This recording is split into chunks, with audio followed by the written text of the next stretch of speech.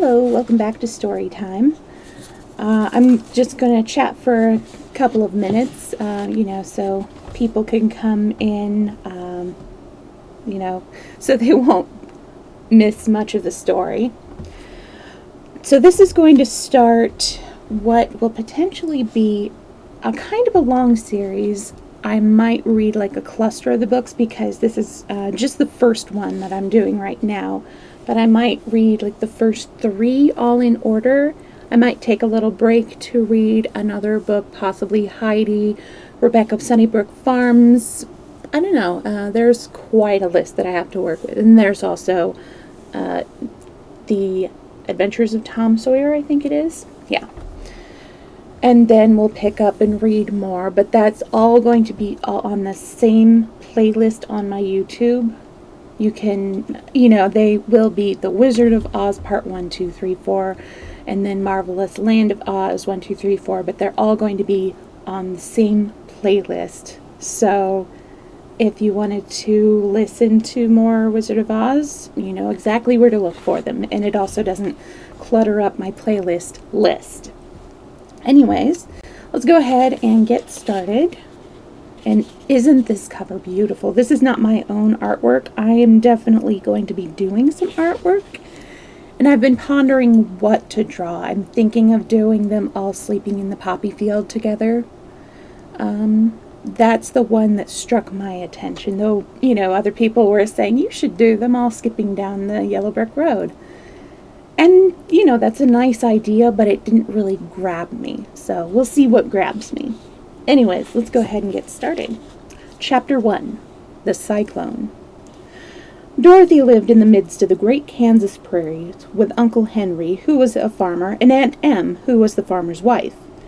Their house was small, for the lumber to build it had to be carried by wagon many miles. There were 4 walls, a floor, and a roof, which made one room, and this room contained a rusty-looking cooking stove, a cupboard for the dishes, a table, 3 or 4 chairs, and the beds. Uncle Henry and Aunt Em had a big bed in one corner, and Dorothy a little bed in another corner. There was no garret at all, and no cellar, except a small hole dug in the ground called a cyclone cellar, where the family would go in case one of those great whirlwinds arose, mighty enough to crush any building in its path. It was reached by a trap-door in the middle of the floor, from which a ladder led down into the small dark hole. When Dorothy stood in the doorway and looked around, she could see nothing but the great gray prairie on every side. Not a tree nor a house broke the broad sweep of the flat country that reached to the edge of the sky in all directions. The sun had baked the plowed land into a gray mass with little cracks running through it. Even the grass was not green, for the sun had burned the tops of the long blades until they were the same gray color to be seen everywhere. Once the house had been painted, but the sun blistered the paint and the rains washed it away, and now the house was as dull and gray as everything else. When Aunt Em came there to live, she was a young, pretty wife.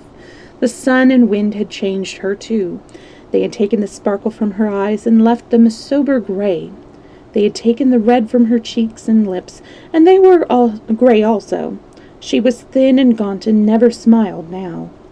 When Dorothy, who was an orphan, first came to her, Aunt Em had been so startled by the child's laughter that she would scream and press her hand upon her heart whenever Dorothy's merry voice reached her ears. And she still looked at the little girl with wonder that she could find anything to laugh at.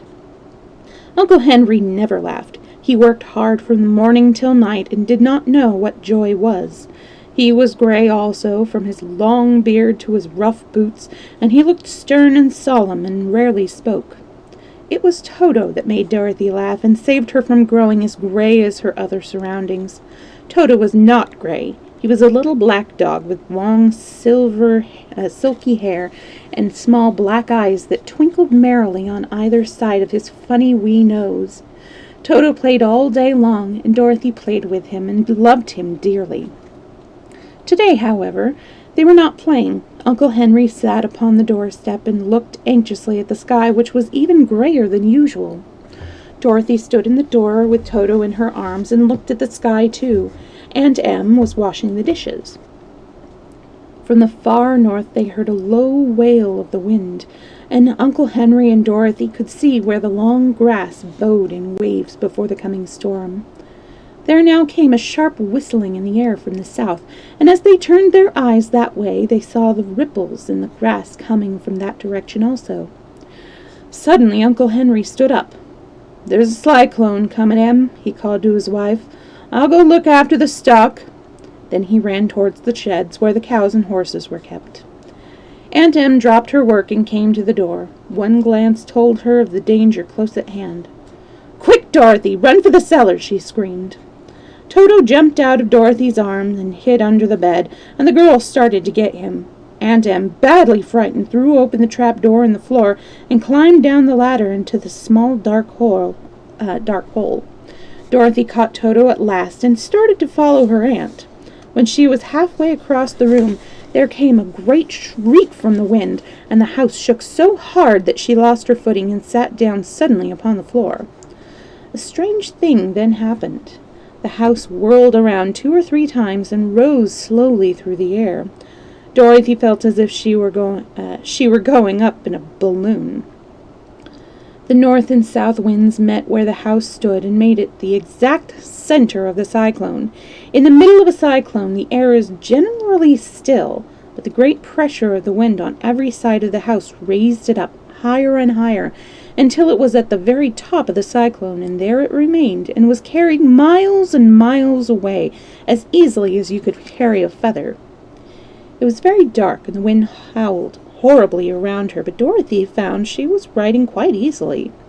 After the first few whirls around, and one other time when the house tipped badly, she felt as if she were being rocked gently like a baby in a cradle. Toto did not like it. He ran about the room, now here, now there, barking loudly, but Dorothy sat quite still on the floor and waited to see what would happen. Once Toto got too near the open trap-door and fell in, and at first the little girl thought she had lost him, but soon she saw one of his ears sticking up through the hole, for the strong pressure of the air was keeping him up so that he could not fall.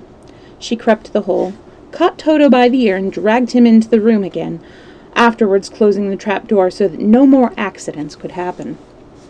Hour after hour passed away, and slowly Dorothy got over her fright. But she felt quite lonely, and the wind shrieked so loudly all about her that she nearly became deaf.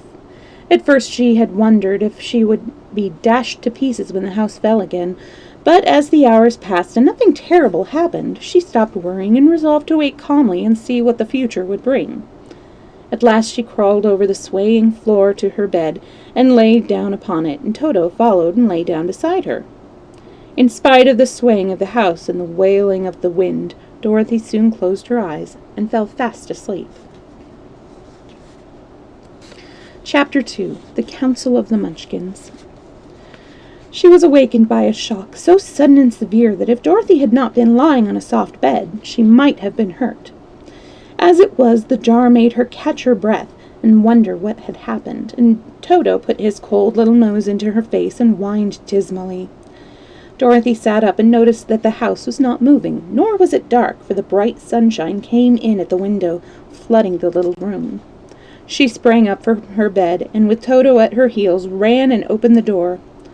The little girl gave a cry of amazement and looked about her, her eyes growing bigger and bigger at the wonderful sights she saw. The cyclone had set the house down, very gently, for a cyclone, in the midst of the country of marvelous beauty. There were lovely patches of greensward all about, with stately trees bearing rich and luscious fruits. Banks of gorgeous flowers were on every hand, and birds with rare and brilliant plumage sang and fluttered in the trees and bushes. A little way off was a small brook, rushing and sparkling along between two green banks and murmuring in a voice very grateful to a little girl who had lived so long on a dry, gray prairie. While she stood looking eagerly at the strange and beautiful sights, she noticed something coming towards her in a group of the queerest people she had ever seen. They were not as big as the grown folk she had always been used to, but neither were they very small. In fact, they seemed about as tall as Dorothy, who was a well-grown child for her age. Sorry. Although they were, so far as looks go, many years older. 3 were men and 1 a woman, and all were oddly dressed. They wore round hats that rose to a small point a foot above their heads, with little bells around the brims that twinkled sweetly as they moved. The hats of the men were blue, the little woman's hat was white, and she wore a white gown that hung in pleats from her shoulders. Over it were sprinkled little stars that glistened in the sun like diamonds. The men were dressed in blue, of the same shade as their hats, and wore well-polished boots with a deep roll of blue at the top.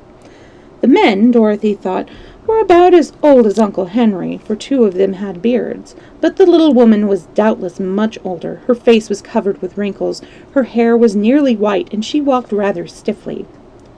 When these people drew near the house where Dorothy was standing in the doorway, they paused and whispered among themselves, as if afraid to come further. But the little old woman walked up to Dorothy, made a low bow, and said in a sweet voice, "You are welcome, most noble sorceress, to the land of the Munchkins. We are so grateful to you for having killed the wicked witch of the East, and for setting our people free from bondage." Dorothy listened to this speech with wonder.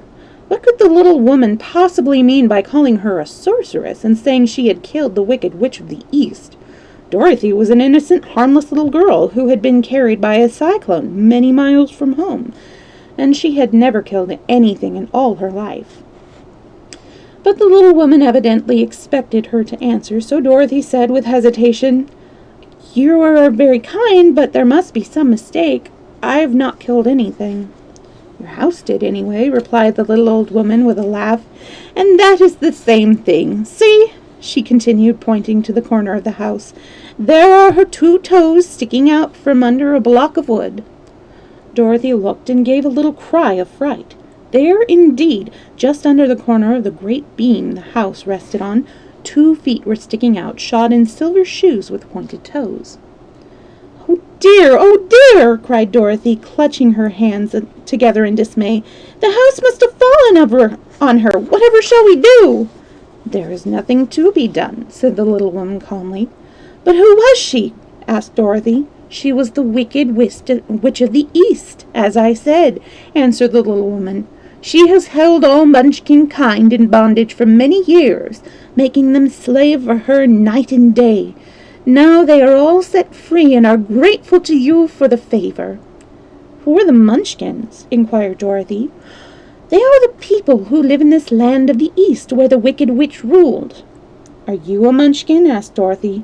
"No, but I'm their friend, although I lived in the land of the North, where when they saw the witch of the East was dead, the Munchkins sent a swift messenger to me, and I came at once. I am the witch of the North." "Oh, gracious!" cried Dorothy. "Are you a real witch?" "Yes, indeed," answered the little woman, "but I am a good witch, and the people love me. I am not as powerful as the wicked witch who has ruled here, or I should have set the people free myself." "But I thought all witches were evil," said the girl, who was half frightened at facing a real witch. "Oh, no, that is a great mistake. There were only 4 witches in all the land of Oz, and 2 of them, those who live in the North and the South, are good witches. I know this is true, for I am one of them myself and cannot be mistaken. Those who dwelt in the East and the West were indeed wicked witches, but now that you have killed one of them, there is but one wicked witch in all the land of Oz, the one who lives on the West." "But," said Dorothy after a moment's thought, "Aunt Em has told me that the witches were all dead years and years ago." "Who's Aunt Em?" inquired the little old woman. "She is my aunt who lives in Kansas, where I come from." The witch of the North seemed to think for a time, with her head bowed and her eyes upon the ground. Then she looked up and said, "I do not know where Kansas is, for I have never heard that country mentioned before, but tell me, is it a civilized country?" "Oh, yes," replied Dorothy. Then that accounts for it. In the civilized countries, I believe there are no witches left, nor wizards, nor sorceresses, nor magicians. But, you see, the land of Oz has never been civilized, for we are cut off from all the rest of the world. Therefore, we still have witches and wizards among us." "Who are the wizards?" asked Dorothy. "Oz himself is the great wizard," answered the witch, sinking her voice to a whisper. "He is more powerful than all the rest of us together. He lives in the City of Emeralds." Dorothy was going to ask another question, but just then the Munchkins, who had been standing silently by, gave a loud shout and pointed to the corner of the house where the wicked witch had been lying. "What is it?" asked the little old woman, and looked and began to laugh. The feet of the dead witch had disappeared entirely, and nothing was left but the silver shoes. "She was so old," explained the Witch of the North, "that she dried up quickly in the sun. That is the end of her. But the silver shoes are yours, and you shall have them to wear." She reached down and picked up the shoes, and after shaking the dust out of them, handed them to Dorothy. "The Witch of the East was proud of those silver shoes," said one of the Munchkins, "and there is some charm connected with them, but what it is we never knew." Dorothy carried the shoes into the house and placed them on the table. Then she came out again to the Munchkins and said, "I'm anxious to get back to my aunt and uncle, for I am sure they will worry about me. Can you help me find my way?" The Munchkin and the witch first looked at one another, and then at Dorothy, and then shook their heads. "At the east, not far from here," said one, "there is a great desert, and none can live to cross it." "It is the same at the south," said another, "for I have been there and seen it. The south is the country of the Quadlings." "I am told," said the third man, "that it is the same at the west, and that country, where the Winkles live, is ruled by the wicked witch of the west, who would make you her slave if you passed her way." "The north is my house," said the old lady, "and at its edge is the same great desert that surrounds this land of Oz. I'm afraid, my dear, you will have to live with us." Dorothy began to sob at this, for she felt lonely among all these strange people. Her tears seemed to grieve the kind-hearted Munchkins, for they immediately took out their handkerchiefs and began to weep also. As for the little old woman, she took off her cap and balanced the point on the end of her nose, while she counted 1, 2, 3 in a solemn voice. At once the cap changed into a slate, on which was written in big white chalk letters, "Let Dorothy go to the City of Emeralds." The little old woman took the slate from her nose, and having read the words on it, said, "Is your name Dorothy, my dear?" "Yes," answered the child, looking up and drying her tears. "Then you must go to the City of Emeralds. Perhaps Oz will help you." "Where is the city?" asked Dorothy. "It is exactly in the center of the country, and is ruled by Oz, the great wizard I told you of." "Is he a good man?" inquired the girl anxiously. "He is a good wizard. Whether he is a man or not, I cannot tell, for I have never seen him." "How can I get there?" asked Dorothy. "You must walk. It is a long journey through a country that is sometimes pleasant and sometimes dark and terrible. However, I will use all the magic arts I know of to keep you from harm." "Won't you go with me?" pleaded the girl, who had begun to look upon the little old woman as her only friend. "No, I cannot do that," she replied, "but I will give you my kiss. No one will dare injure a person who has been kissed by the Witch of the North." She came close to Dorothy and kissed her gently on the forehead. Where her lips touched the girl, they left a round, shining mark, as Dorothy found out soon later. "The road to the City of Emeralds is paved with yellow brick," said the witch, "so you cannot miss it. When you get to Oz, do not be afraid of him, but tell your story and ask him to help you. Goodbye, my dear." The three Munchkins bowed low to her and wished her a pleasant journey, after which they walked away through the trees. The witch gave Dorothy a friendly little nod, whirled around on her left heel 3 times, and straightway disappeared, much to the surprise of little Toto, who barked after her loudly enough when she had gone, because he had been afraid even to growl while she stood by. But Dorothy, knowing her to be a witch, had expected her to disappear in just that way, and was not surprised in the least. Chapter 3. How Dorothy Saved the Scarecrow. When Dorothy was left alone, she began to feel hungry, so she went to the cupboard and cut herself some bread, which she spread with butter. She gave some to Toto, and taking a pail from the shelf, she carried it down to the little brook and filled it with a clear, sparkling water.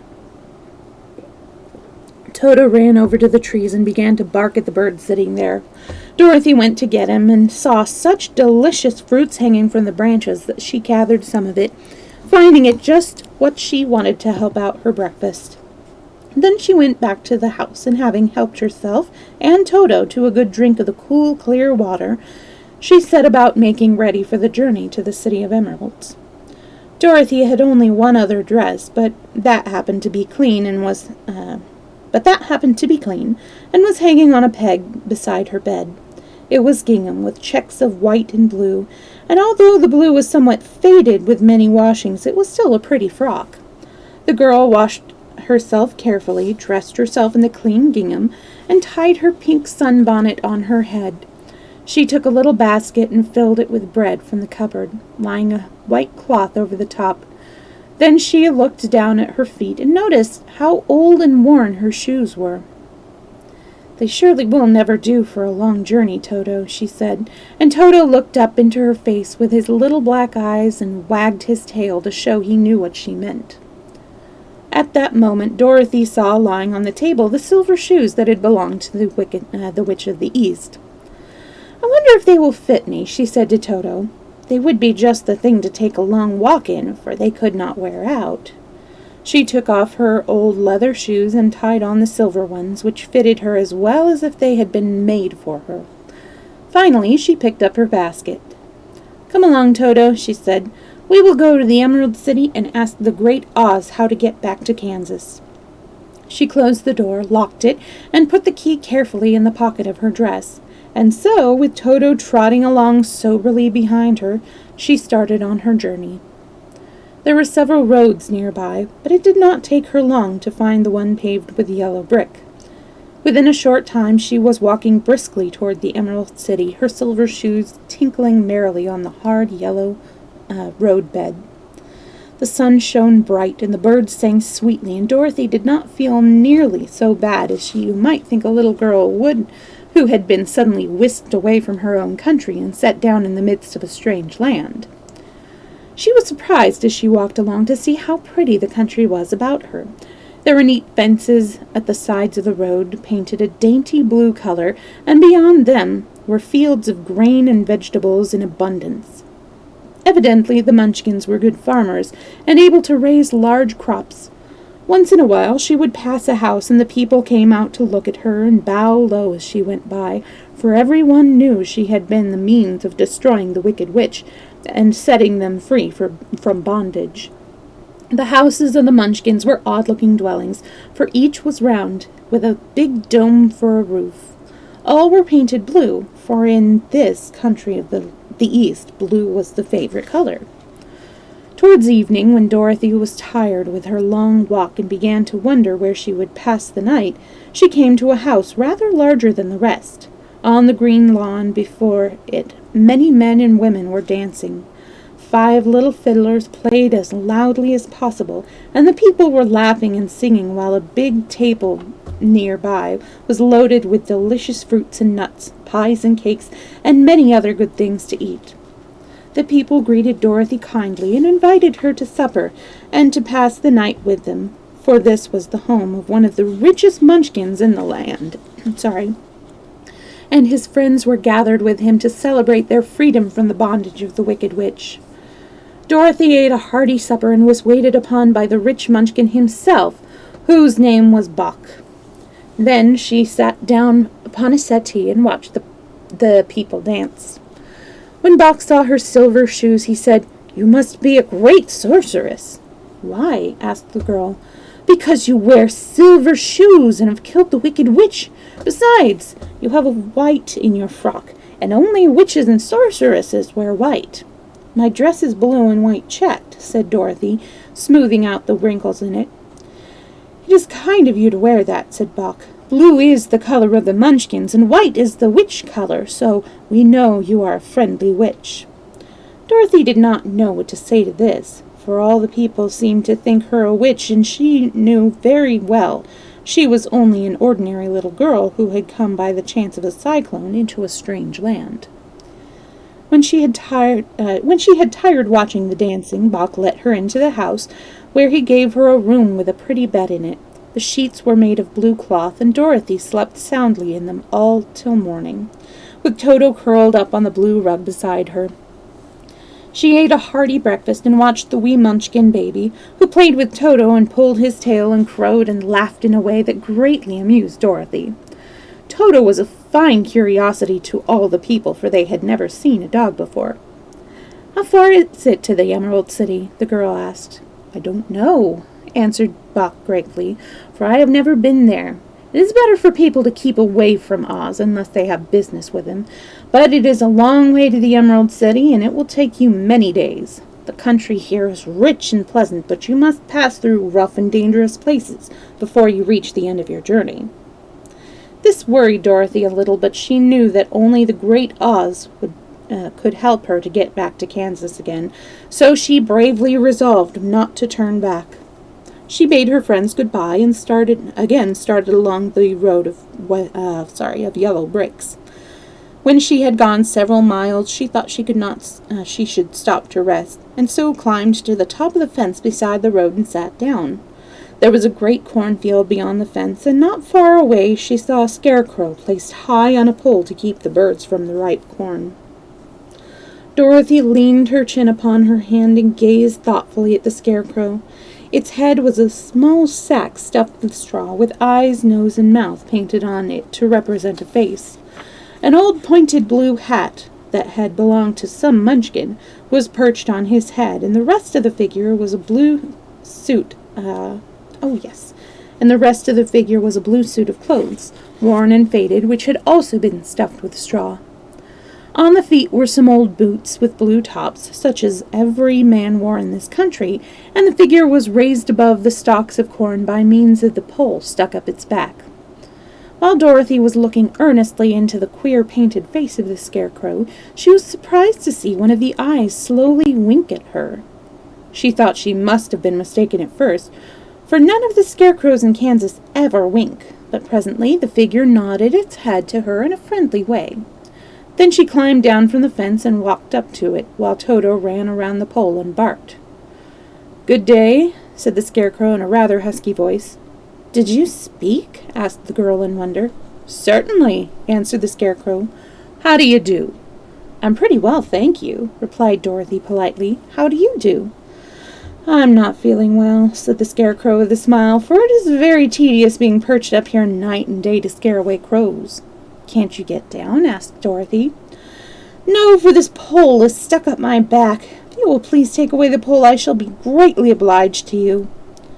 Dorothy reached up both arms and lifted the figure off the pole, for, being stuffed with straw, it was quite light. "Thank you very much," said the scarecrow, when he had been set down on the ground. "I feel like a new man." Dorothy was puzzled at this, for it sounded queer to hear a stuffed man speak, and to see him bow and walk along beside her. "Who are you?" asked the scarecrow when he had stretched himself and yawned. "And where are we going?" "My name is Dorothy," said the girl, "and I am going to the Emerald City to ask the great Oz to send me back to Kansas."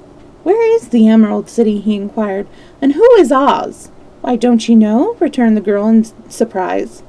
"No, indeed. I don't know anything. You see, I am stuffed, so I have no brains at all," he answered sadly. "Oh," said Dorothy, "I'm awfully sorry for you." "Do you think," he asked, "if I go to the Emerald City with you, that Oz would give me some brains?" "I cannot tell," she returned. "But you may come with me if you like. If Oz will give you any brains, if Oz will not give you any brains, you will be no worse off than you are now." "That is true," said the scarecrow. "You see," he continued confidently, "I don't mind my legs and arms and body being stuffed because I cannot get hurt, but if anyone treads on my toes or sticks a pin into me, it doesn't matter, for I can't feel it. But I do not want people to call me a fool, and if my head stays stuffed with straw instead of with brains, as yours is, how am I ever to know anything?" I understand how you feel, said the little girl, who was truly sorry for him. If you will come with me, I'll ask Oz to do all he can for you. Thank you, he answered gratefully. They walked back to the road. Dorothy helped him over the fence, and they started along the path of yellow brick for the Emerald City. Toto did not like this addition to the party at first. He smelled around this stuffed man as if he suspected there might be a nest of rats in the straw, and he often growled in an unfriendly way at Scarecrow. Don't mind Toto, said Dorothy to her new friend. He never bites. Oh, I'm not afraid, replied the Scarecrow. You can't hurt the straw. Do let me carry that basket for you. I shall not mind it, for I can't get tired. I'll tell you a secret, he continued as he walked along. There is only one thing in the world that I am afraid of. What is it? Asked Dorothy. The Munchkin farmer who made you? No, answered the Scarecrow. It's a lighted match. Chapter 4. A Road Through the Forest.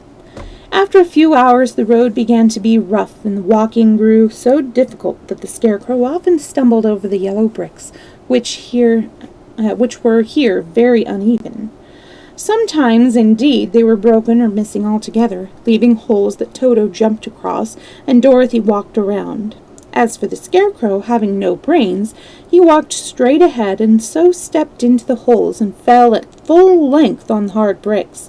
It never hurt him, however, and Dorothy would pick him up and set him upon his feet again, while he joined her in laughing merrily at his own mishap. The farms were not nearly so well cared for here as they were farther back. There were fewer houses and fewer fruit trees, and farther they went, the more dismal and lonesome the country became. At noon they sat down by the roadside near a little brook, and Dorothy opened her basket and got out some bread. She offered a piece to the Scarecrow, but he refused. I'm never hungry, he said, and it is a lucky thing I am not, for my mouth is only painted, and if I should cut a hole in it so I could eat, the straw I am stuffed with would come out, and that would spoil the shape of my head. Dorothy saw at once that this was true, so she only nodded and went on eating her bread. Tell me something about yourself and the country you come from, said the Scarecrow when she had finished her dinner. So she told him all about Kansas and how gray everything was there and how the cyclone had carried her to this queer land of Oz. The Scarecrow listened carefully and said, I cannot understand why you should wish to leave this beautiful country and go back to the gray, dry place you call Kansas. That is because you have no brains, answered the girl. No matter how dreary and gray your homes are, we people of flesh and blood would rather live there than in any other country, be it ever so beautiful. There is no place like home. The Scarecrow sighed. Of course I cannot understand it, he said. If your heads were stuffed with straw like mine, you would probably all live in the beautiful places, and then Kansas would have no people at all. It is fortunate for Kansas that you have... Okay. Oh, yes, now I get it. Won't you tell me a story while we are resting? Asked the child. The Scarecrow looked at her reproachfully and answered, My life has been so short that I really know nothing whatever. I was only made the day before yesterday. What happened in the world before that time is all unknown to me. Luckily, when the farmer made my head, one of the first things he did was to paint my ears, so that I heard what was going on. There was another Munchkin with him, and the first thing I heard was the farmer saying, How do you like those ears? They aren't straight, answered the other. Never mind, said the farmer. They are ears just the same, which was true enough. Now I'll make the eyes, said the farmer. So he painted my right eye, and as soon as it was finished I found myself looking at him and at everything around me with a great deal of curiosity, for this was my first glimpse of the world. That's a rather pretty eye, remarked the Munchkin, who was watching the farmer. Blue paint is just the color for eyes. I think I'll make the other one a little larger, said the farmer, and when the second eye was done I could see much better than before.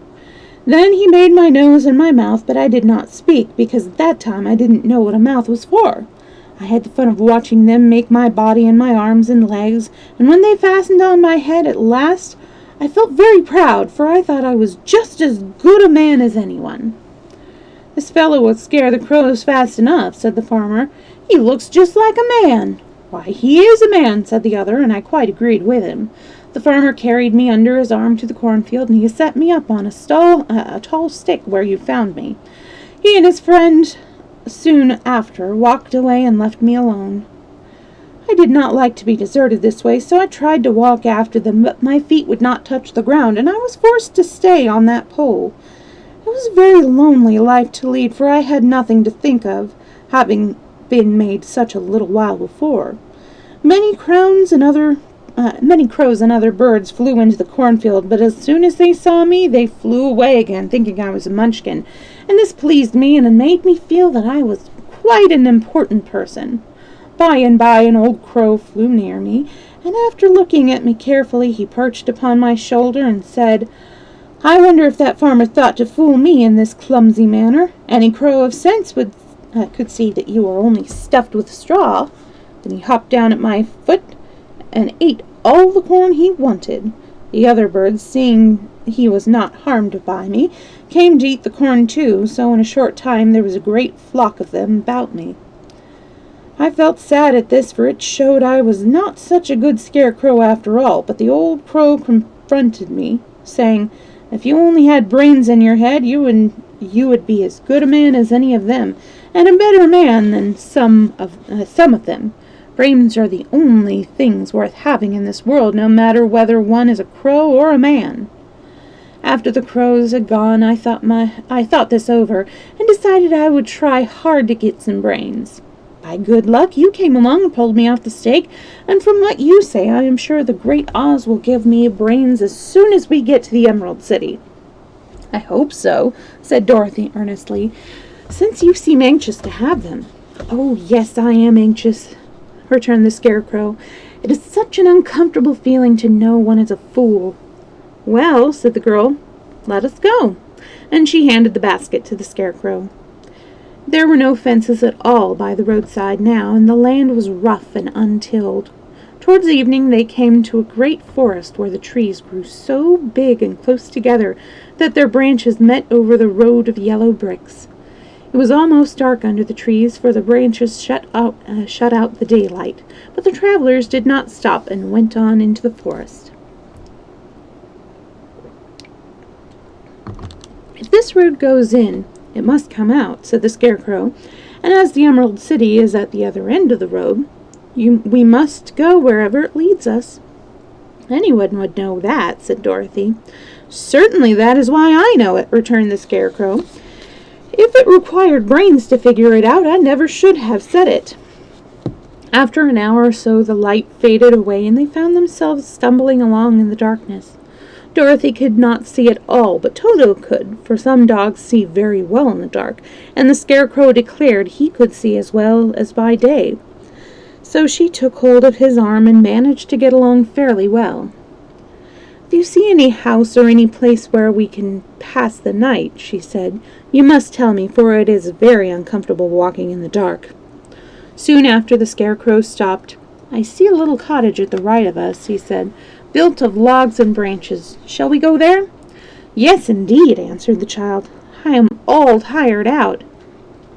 So the Scarecrow led her through the trees until they reached the cottage, and Dorothy entered and found a bed of dry leaves in one corner. She lay down at once, and with Toto beside her, soon fell into a deep, sound sleep. The Scarecrow, who was never tired, stood up in another corner and waited patiently until the morning came.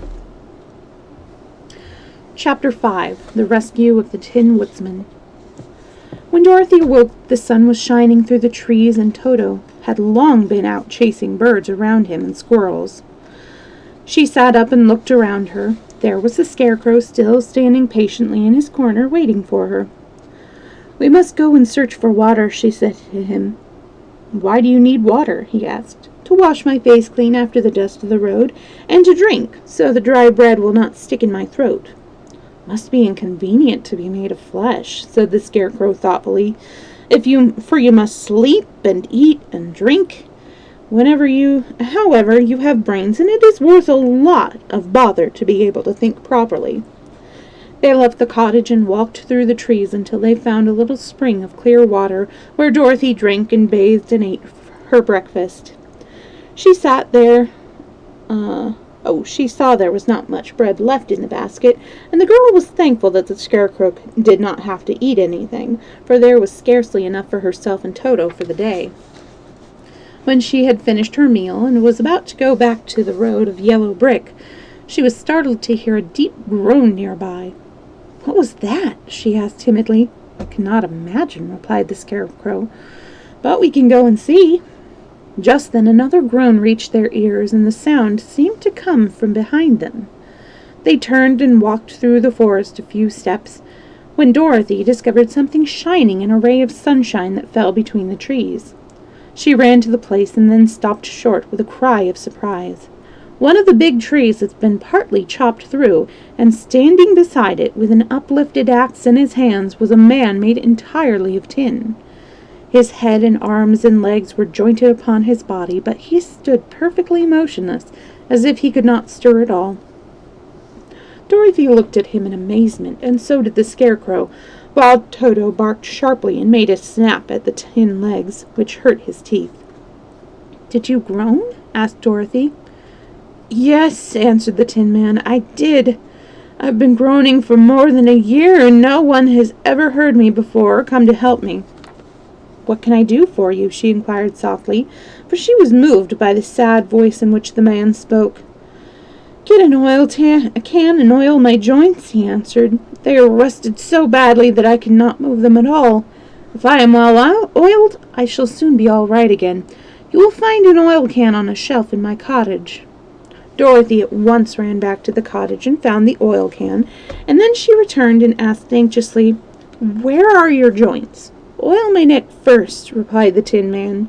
So she oiled it, and as it was quite badly rusted, the Scarecrow took hold of the tin head, and moved it gently from side to side until it worked freely, and then the man could turn it himself.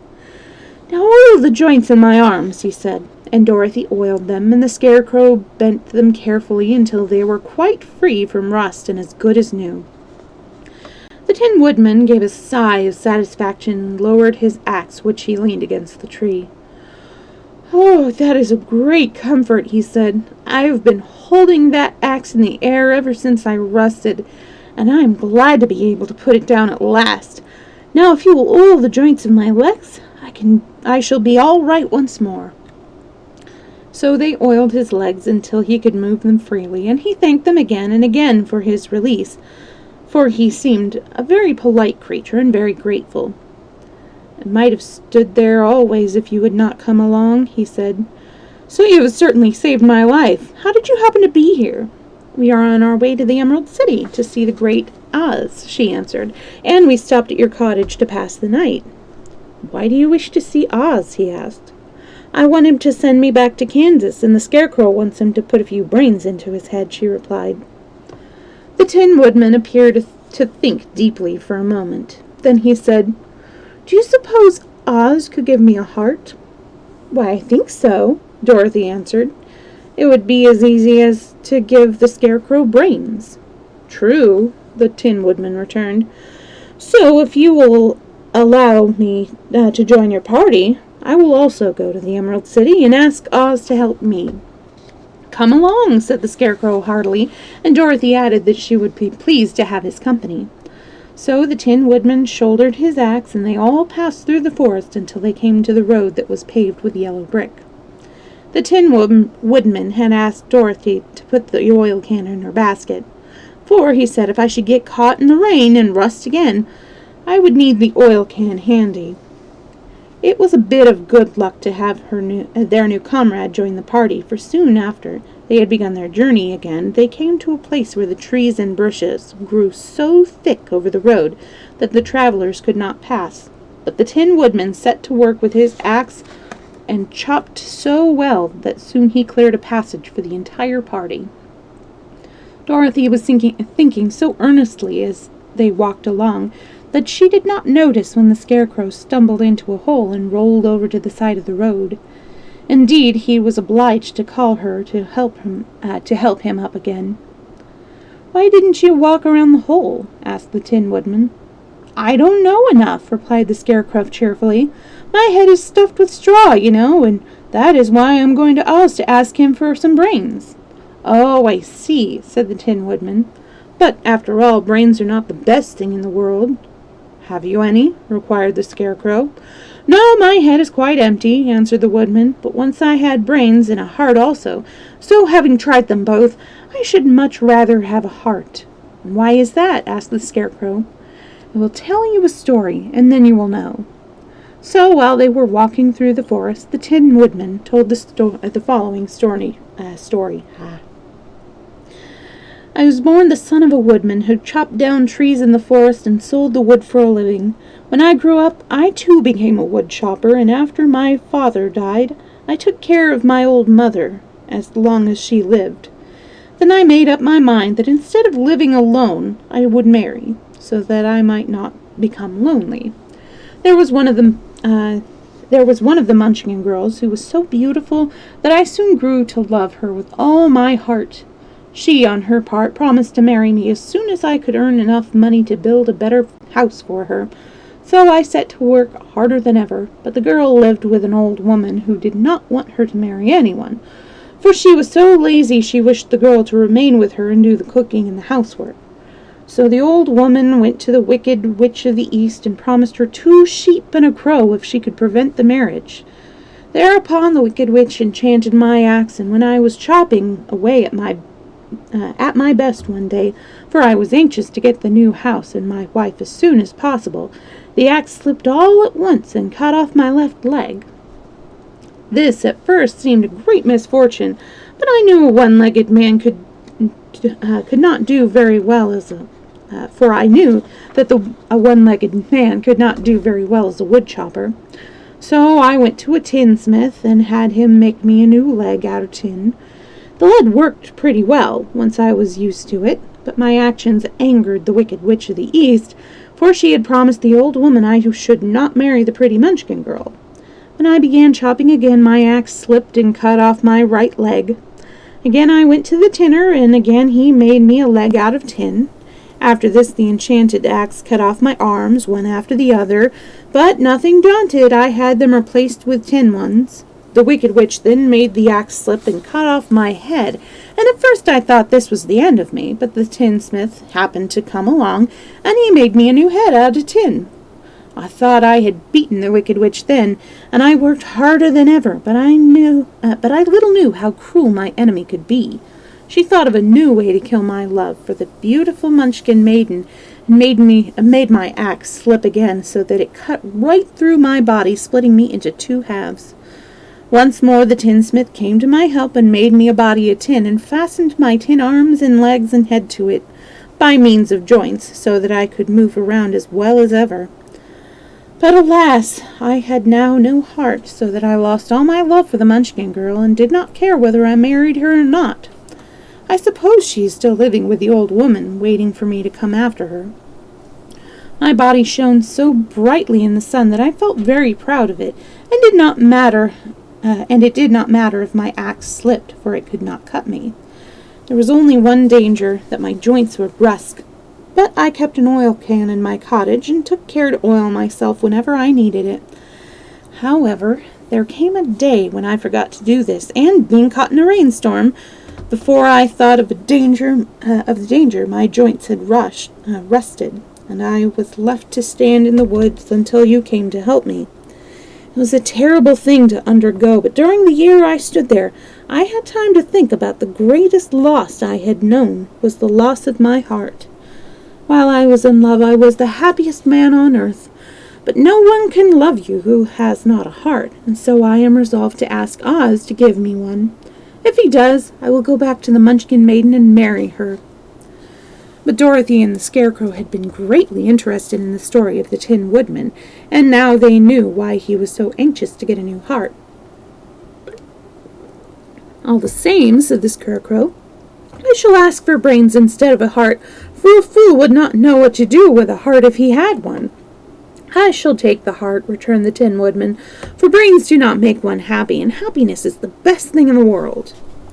Dorothy did not say anything, for she was puzzled to know which of her two friends was right, and she decided if she could only get back to Kansas and Aunt Em, it did not matter so much whether the woodsman had no brains and the Scarecrow had no heart, or each got what he wanted.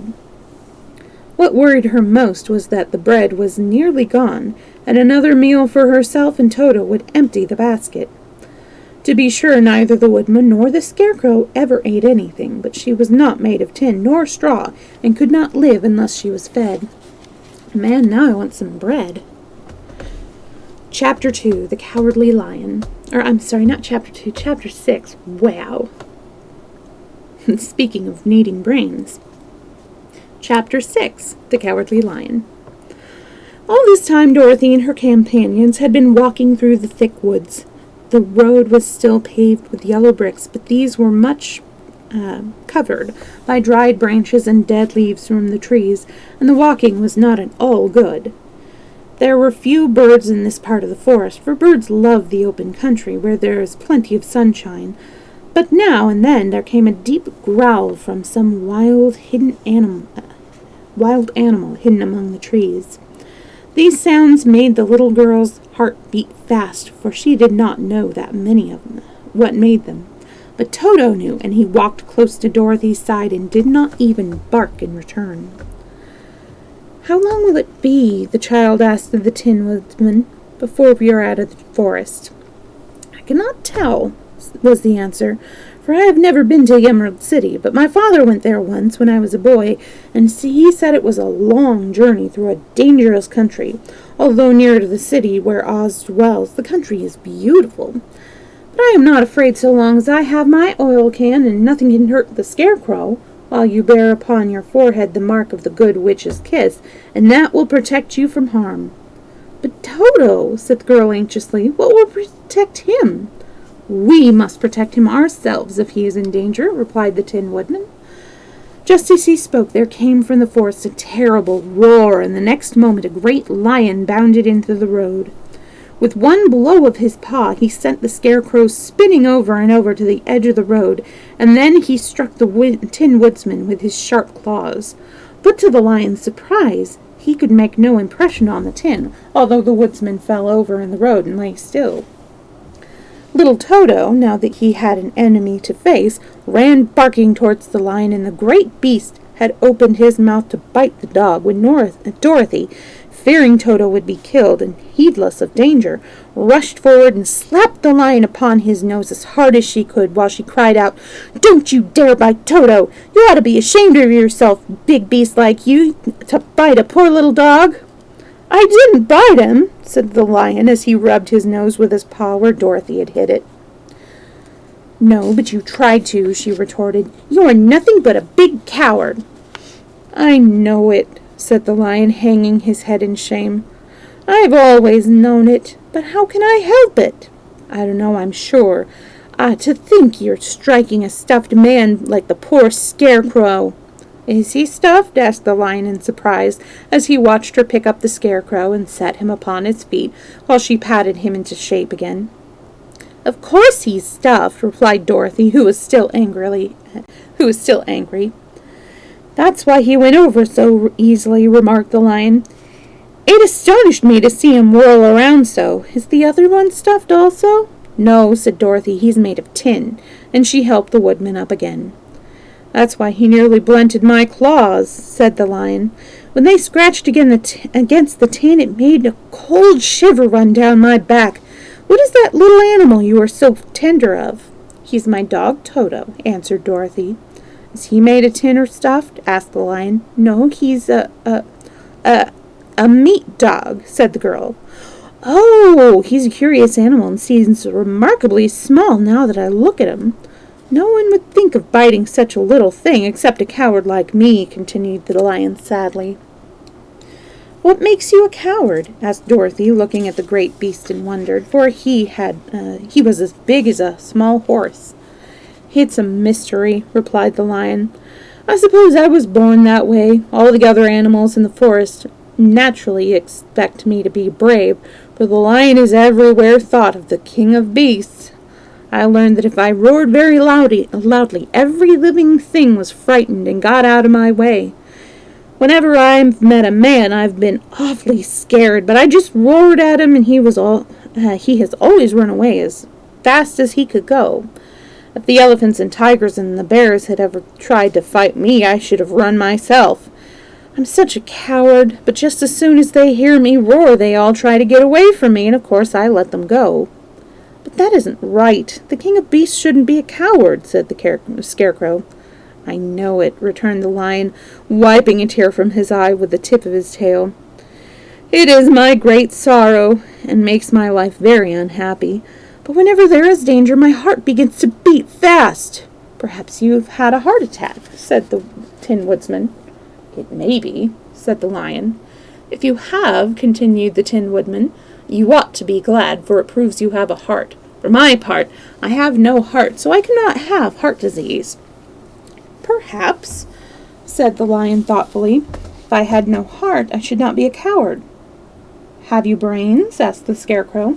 I suppose so. I've never looked to see, replied the lion. I am going to the great Oz to ask him to give me some, remarked the scarecrow, for my head is stuffed with straw. And I'm going to ask him to give me a heart, said the woodsman. And I'm going to ask him to send Toto and me back to Kansas, added Dorothy.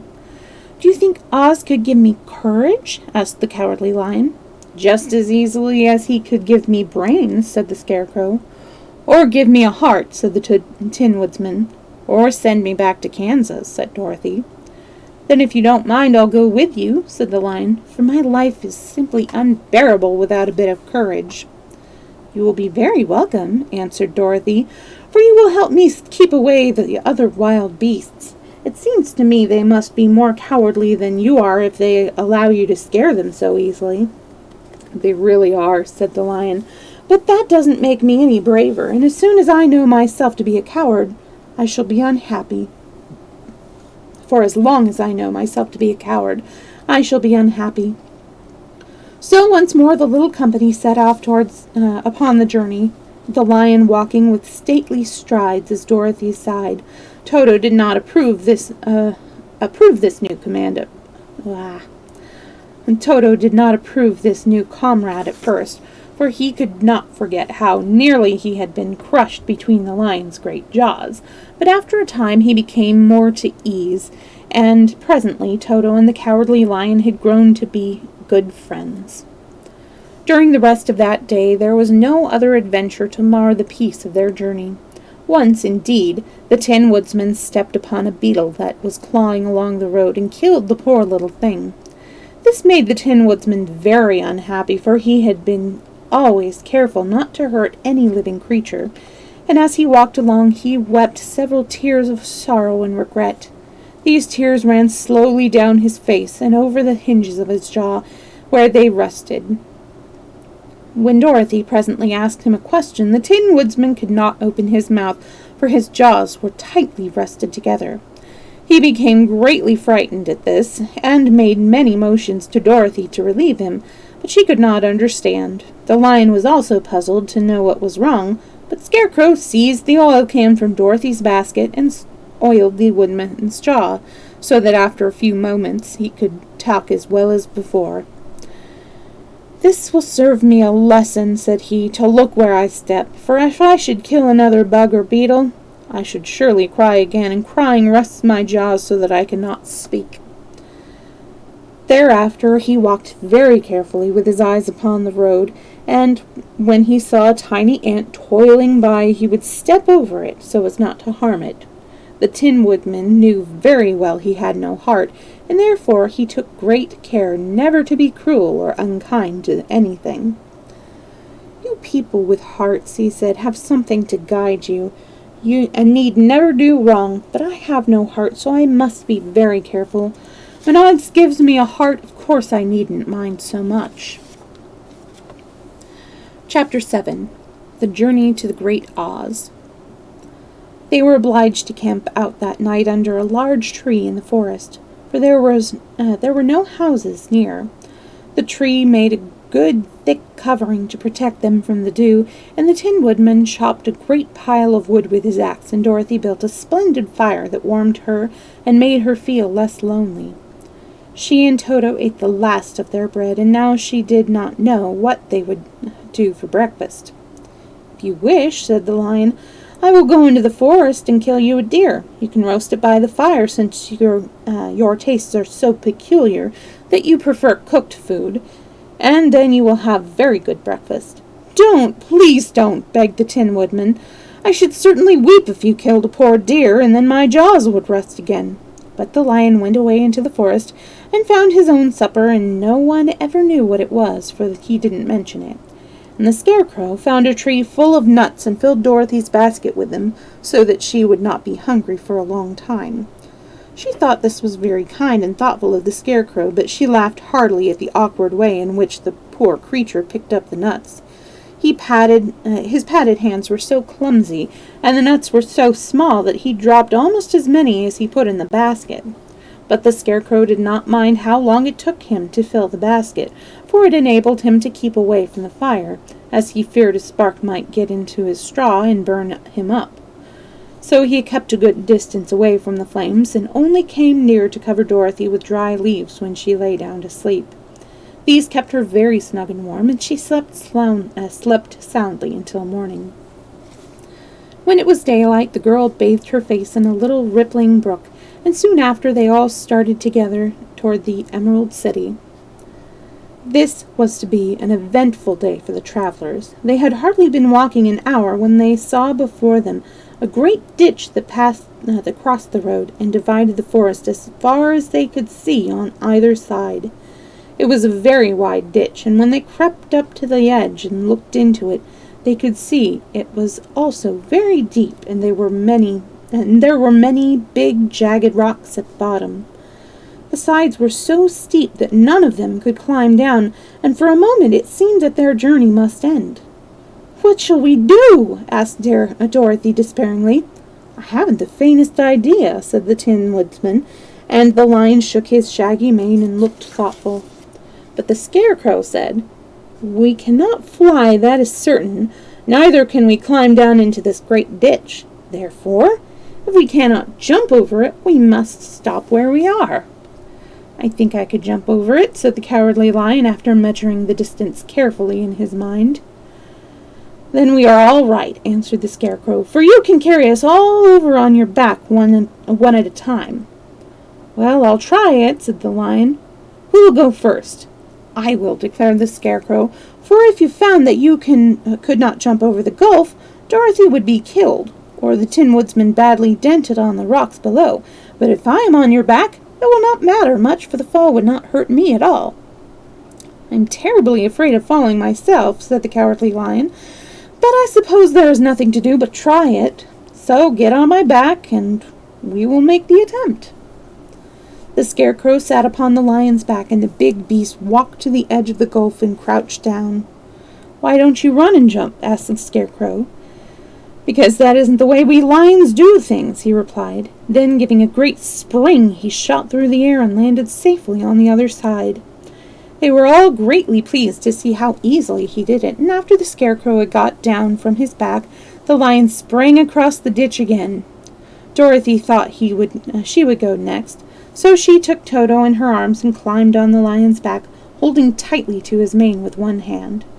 The next moment it seemed as if she were flying through the air, and then, before she had time to think about it, she was safe on the other side. The Lion was back a third time and got the Tin Woodman, and then they all sat down for a few minutes to give the beast a chance to rest, for his great leaps had made his breath short, and he panted like a big dog that had been running too long.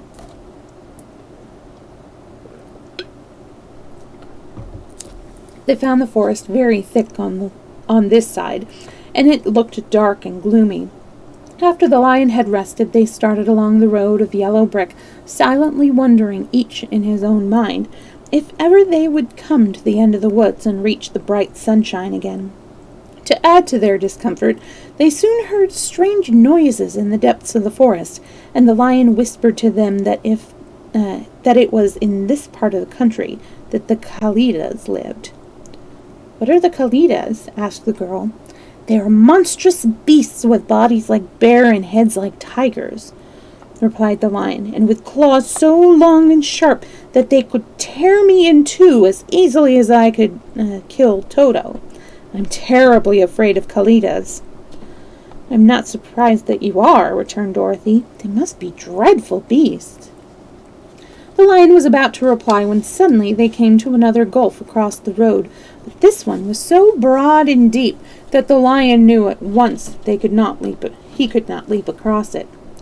And so they sat down to consider what they should do, and after serious thought the Scarecrow said, "Here's a good tree standing close to the ditch.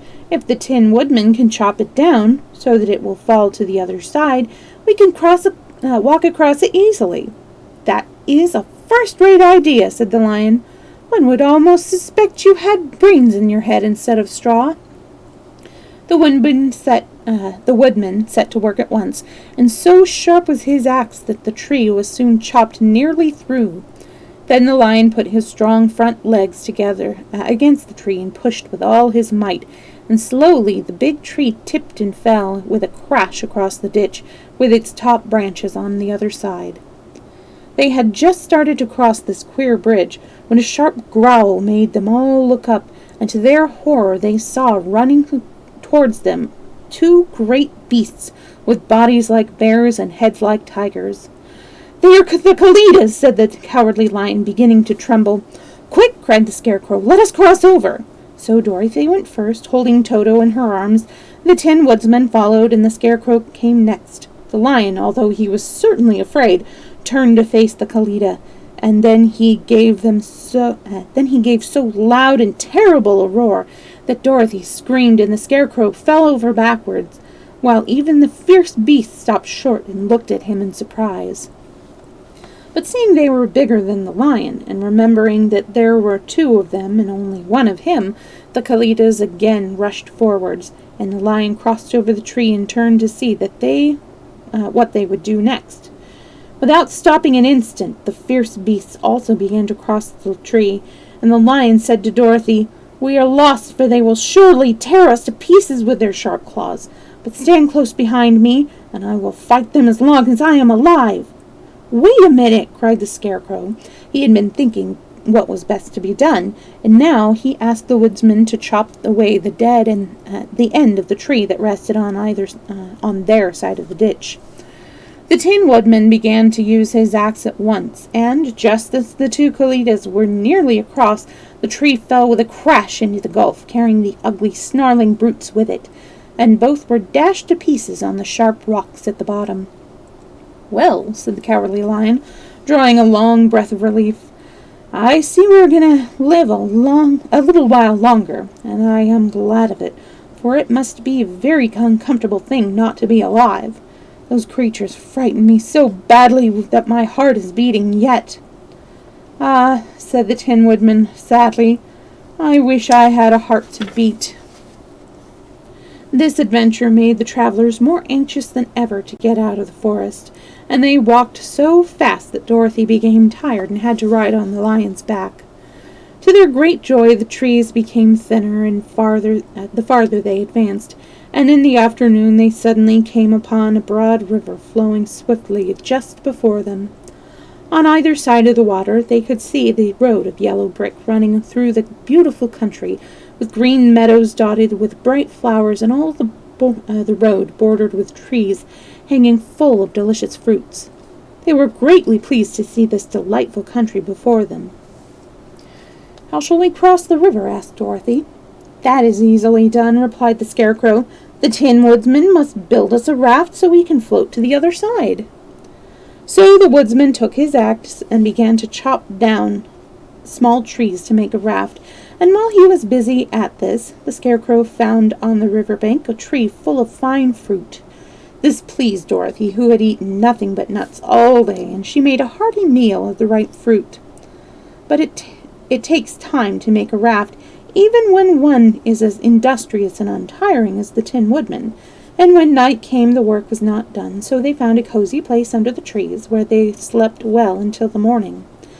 and Dorothy dreamed of the Emerald City and of the great Wizard Oz, who would soon send her back to her own home again. Chapter 8. The Deadly Poppy Field.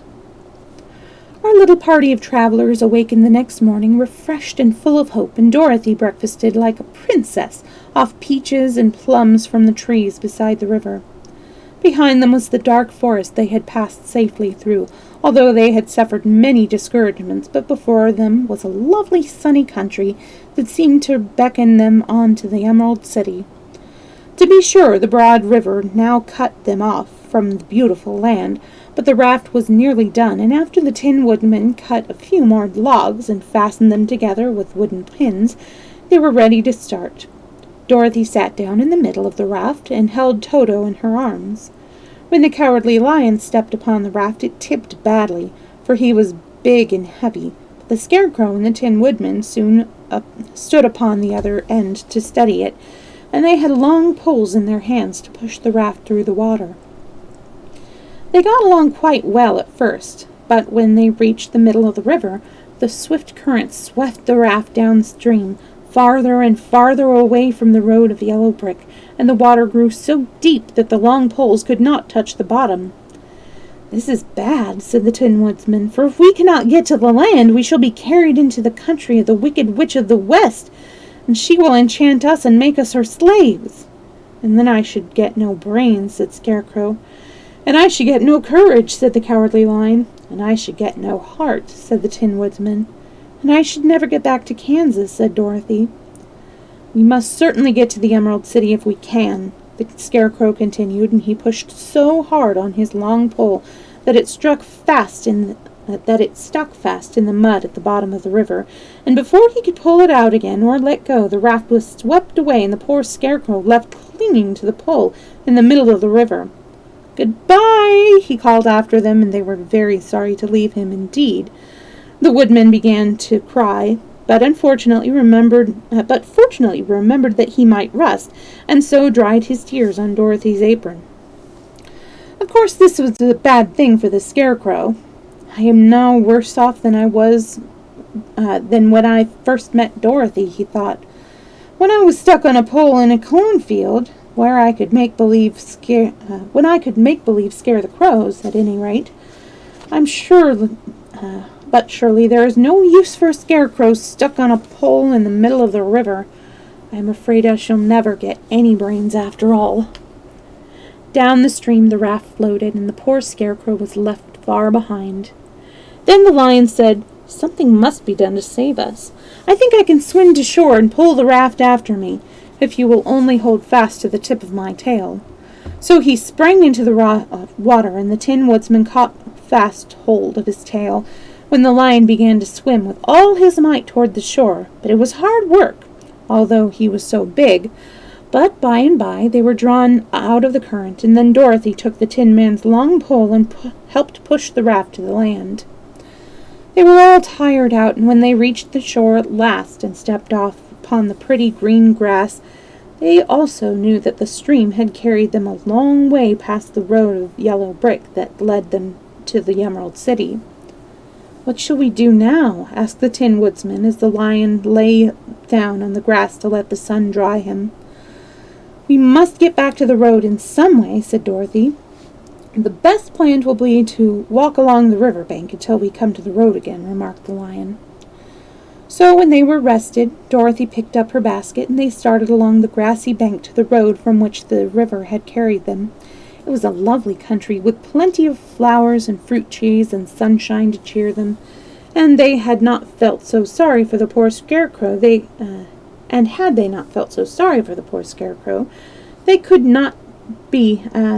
have been very happy. They walked along as fast as they could, Dorothy only stopping once to pick a beautiful flower after a time. After a time, the Tin Woodman cried out, "Look!"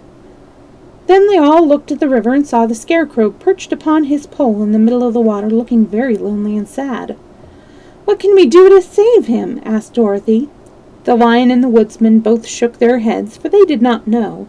So they sat down upon the bank and gazed wistfully at the Scarecrow until a stork flew by, which, seeing them, stopped to rest at the water's edge. "Who are you, and where are you going?" asked the stork. "I'm Dorothy," answered the girl, "and these are my friends, the Tin Woodman and Cowardly Lion, and we are going to the Emerald City." "This isn't the road," said the stork, as she twisted her long neck and looked sharply at the queer party. "I know it," returned Dorothy, "but we have lost the Scarecrow and are wondering how we shall get him again." "Where is he?" asked the stork. "Over there in the river," answered the girl. "If he wasn't so big and heavy, I would get him for you," remarked the stork. "Oh, he isn't heavy a bit," said Dorothy eagerly, "for he is stuffed with straw, and if you will bring him back to us, we shall thank you ever so much." "Well, I'll try," said the stork, "but if I find he is too heavy to carry, I shall have to drop him into the river again." So the big bird flew into the air and over the water till she came to where the Scarecrow was perched upon his pole. Then the stork, with her great claws, grabbed the Scarecrow by the arm and carried him up into the air and back to the bank where Dorothy and the Lion and the Tin Woodman and Toto were sitting. When the Scarecrow found himself among his friends again, he was so happy that he hugged them all, even the Lion and Toto, and as they walked along he sang Tol-de-ri-de-o. At every step he felt so gay. "I was afraid I should have to stay in the river forever," he said, "but the kind stork saved me, and if I ever get any brains I shall find the stork again and do it some kindness and favor." "That's all right," said the stork, who was flying along beside them. "I always like to help anyone who's in trouble, but I must go now, for my babies are waiting in the nest for me. I hope you will find the Emerald City and that Oz will help you." "Thank you," replied Dorothy, and then the kind stork flew into the air and was soon out of sight. They walked along listening to the singing of the bright-colored birds and looking at the lovely flowers, which now became so thick that the ground was carpeted with them. They were big yellow and white and blue and purple blossoms, great clusters of scarlet poppies, which were so brilliant in color they almost dazzled Dorothy's eyes. "Aren't they beautiful?" the girl asked as she breathed in the spicy scent of the flowers. "I suppose so," answered the Scarecrow. "When I have brains I will probably like them better." "If only I had a heart I should love them," added the Tin Woodsman. "I always did like flowers," said the Lion. "They seem so helpless and frail, but there are none in the forest so bright as these." They now came upon more and more of the big scarlet poppies, and fewer of the other flowers, and soon they found themselves in the midst of a great meadow of poppies. Now it is well known that when there are many of these flowers together, the odor is so powerful that anyone who breathes it falls asleep, and if the sleeper is not carried away from the scent of the flowers, he sleeps on and on forever. But Dorothy did not know this, nor could she get away from the bright red flowers that were everywhere about. So presently her eyes grew heavy, and she felt she must sit down to rest to sleep. But the Tin Woodsman would not let her do this. "We must hurry and get back to the road of yellow brick before dark," he said, and the Scarecrow agreed with him. So they kept walking until Dorothy could no longer stand. Her eyes closed in spite of herself, and she forgot where she was and fell among the poppies fast asleep. "What shall we do?" asked the Tin Woodsman. "If we leave her here she will die," said the Lion. "The smell of the flowers is killing us all. I myself can hardly keep my eyes open, and the dog is asleep already." It was true. Toto had fallen down beside his little mistress, but the Scarecrow and the Tin Woodman, not being made of flesh, were not troubled by the scent of the flowers. "Run fast," said the Scarecrow to the Lion, "and get out of this deadly flower bed as soon as you can. We will bring the little girl with us, but if you should fall asleep, you are too big to be carried." So the Lion aroused himself and bounded forward as fast as he could go. In a moment he was out of sight. "Let us make a chair with our hands and carry her," said the Scarecrow. So they picked up Toto and put the dog in Dorothy's lap, and then they made a chair with their hands for the seat and their arms for the arms, and carried the sleeping girl between them through the flowers. and on they walked, and it seemed that the great carpet of deadly flowers that surrounded them would never end. They followed the bend of the river, and at last came upon their friend the lion, lying fast asleep among the poppies. The flowers had been too strong for the huge beast, and he had given up at last, and fallen only a short distance from the end of the poppy bed, where the sweet grass spread in beautiful green fields before them. "We can do nothing for him," said the Tin Woodman sadly, "for he is much too heavy to lift. We must leave him here to sleep on forever, and perhaps he will dream that he has found courage at last." "I'm sorry," said the Scarecrow. "The lion is a very good comrade for one so cowardly. But let us go on." They carried the sleeping girl to a pretty spot beside the river, far enough from the poppy field to prevent her breathing any more of the poison of the flowers, and here they laid her gently on the soft grass and waited for the fresh breeze to waken her.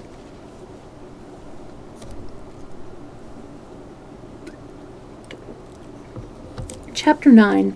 The Queen of the Field Mice. "We cannot be far from the yellow brick road now," remarked the Scarecrow as he stood beside the girl, "for we have come nearly as far as the river carried us away."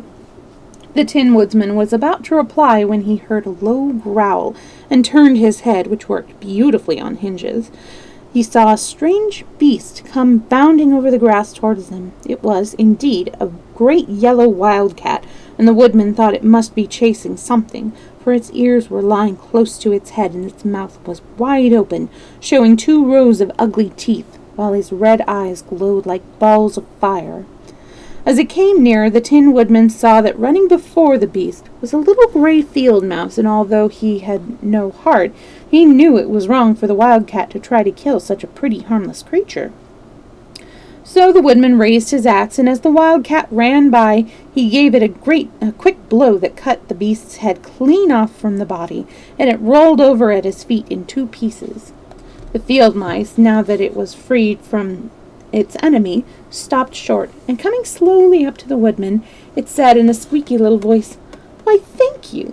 Thank you ever so much for saving my life." "Don't speak of it, I beg of you," replied the woodsman.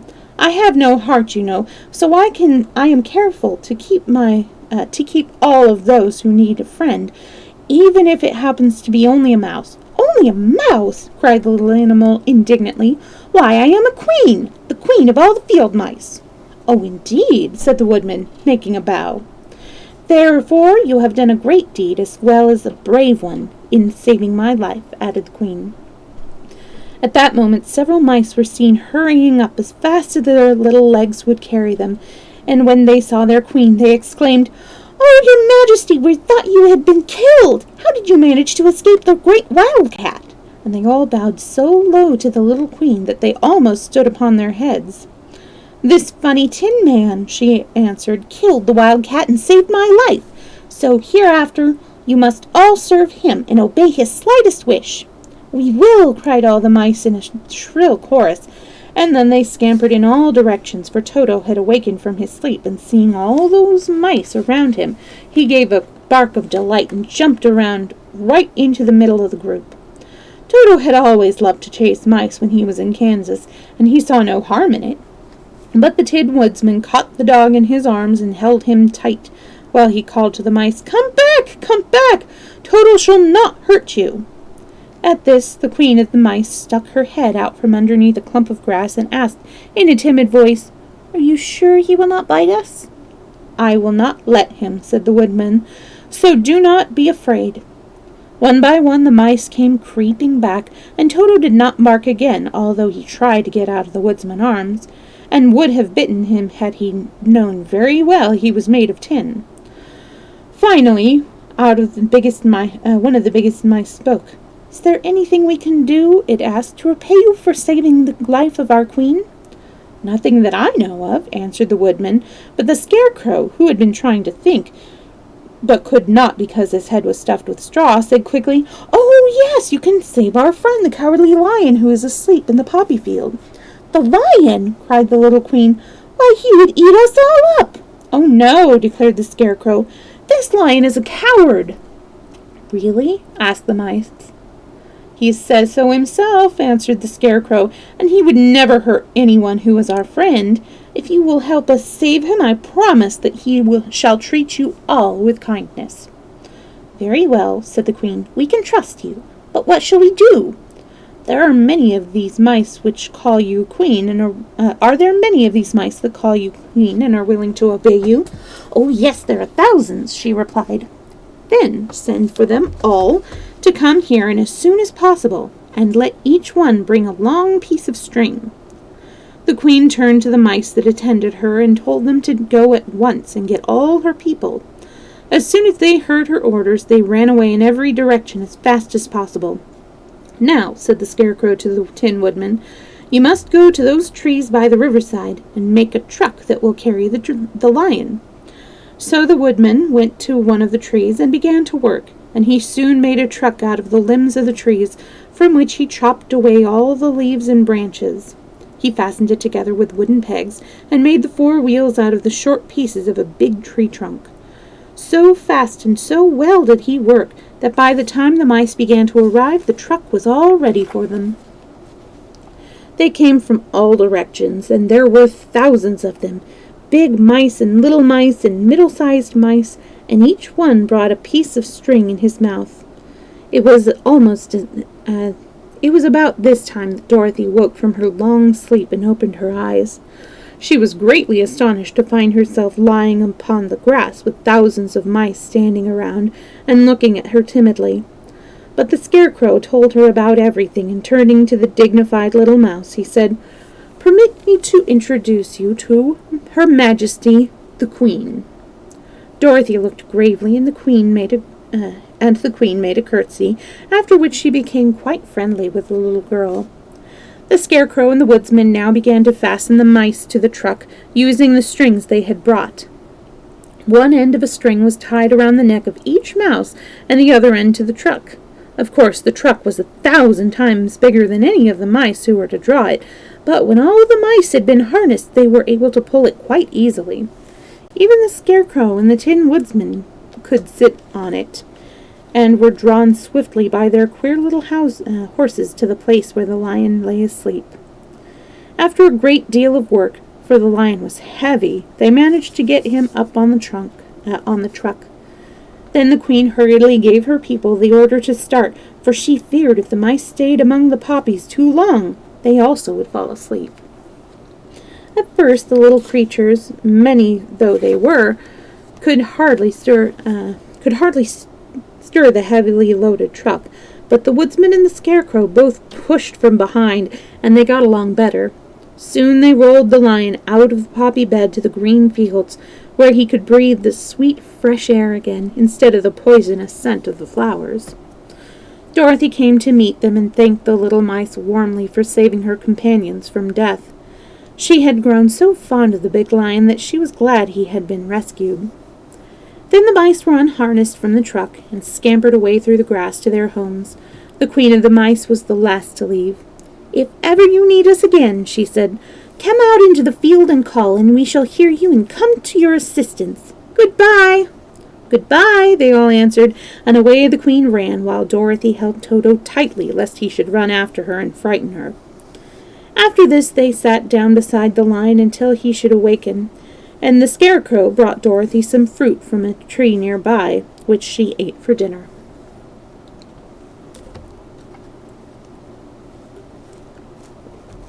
Chapter 10. The Guardian of the Gates.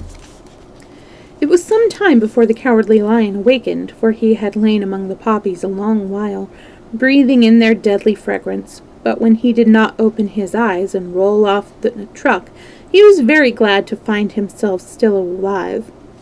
"I ran as fast as I could," he said, sitting down and yawning, "but the flowers were too strong for me.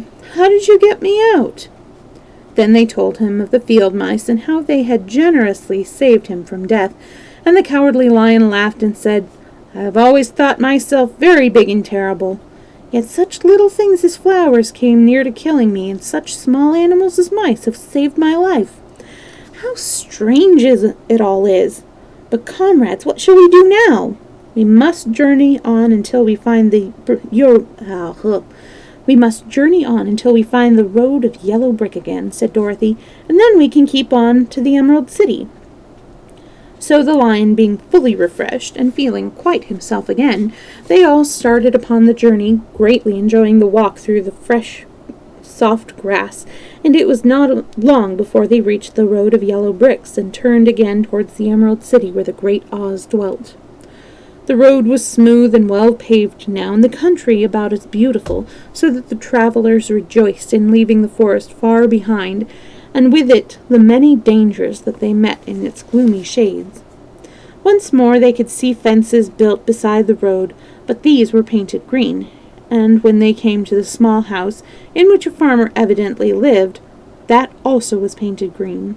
They passed by several of these houses during the afternoon, and sometimes people came out of the doors and looked at them as if they would like to ask questions, but no one came near them nor spoke to them because of the great Lion, of which they were much afraid.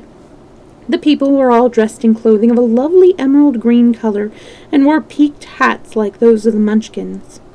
"This must be the land of Oz," said Dorothy, "and we are surely getting near the Emerald City." "Yes," answered the Scarecrow, "everything is green here, while in the country of the Munchkins blue was the favorite color. But the people do not seem to be as friendly as the Munchkins, and I'm afraid we shall be unable to find a place to pass the night." "You should like something to eat besides fruit," said the girl, "and I'm sure Toto is nearly starved. Let us stop at the next house and talk to the people."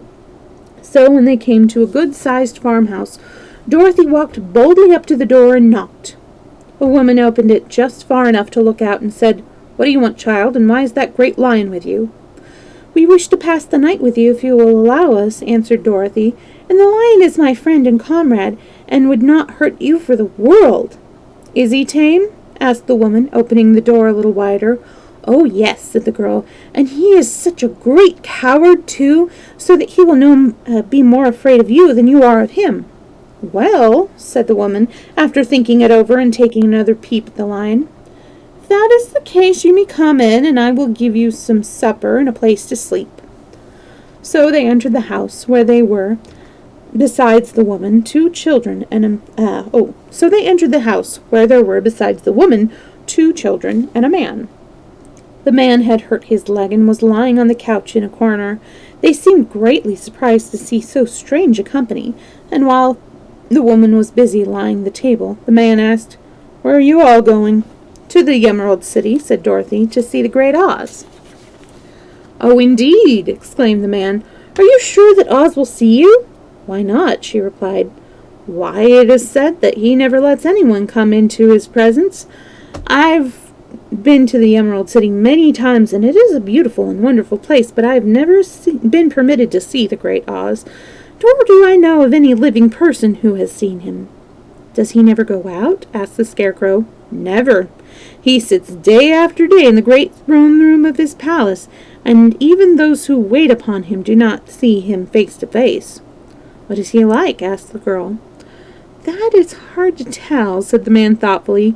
"You see, Oz is a great wizard, and he can take on any form he wishes, so that some say he looks like a bird, and some say he looks like an elephant, and some say he looks like a cat. To others he appears as a beautiful fairy or a brownie, or in any form that pleases him.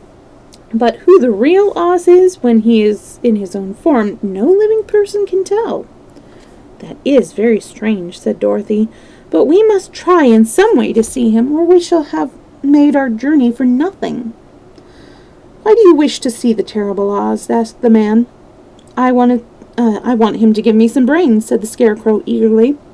"Oh, Oz could do that easily enough," declared the man. "He has more brains than he needs." "And I want him to give me a heart," said the Tin Woodman. That will not trouble him," continued the man, "for Oz has a large collection of hearts of all sizes and shapes." "And I want him to give me courage," the Cowardly Lion said. "Oz keeps a great pot of courage in his throne room," said the man, "which he has covered with a golden plate to keep it from running over. He will be glad to give you some." "And I want him to send me back to Kansas," said Dorothy. "Where is Kansas?" asked the man with surprise. "I don't know," replied Dorothy sorrowfully. "But it is my home, and I am sure it's somewhere." "Very likely. Well, Oz can do anything, so I suppose he will find Candace's for you. But first you must get to see him, and that will be a hard task, for the Great Wizard does not like to see anyone, and he usually has his own way. But what do you want? He continued, speaking to Toto. Toto only wagged his tail, for strange to say, he could not speak. The woman who now called to them that supper was ready, so they gathered around the table, and Dorothy ate some delicious porridge and a dish of scrambled eggs and a plate of nice white bread, and enjoyed her meal. The lion ate some of the porridge, but did not care for it, saying it was only made of oats, and oats were food for horses, not for lions. The Scarecrow and the Tin Woodman ate nothing at all. Toto ate a little of everything, and was glad to get a good supper again. The woman now gave Dorothy a bed to sleep in, and Toto lay down beside her, while the lion guarded the door of her room, so she might not be disturbed. The Scarecrow and the Tin Woodman stood up in a corner, and kept quiet all night, although of course they could not sleep. The next morning, as soon as the sun was up, they started on their way, and soon saw a beautiful green glow in the sky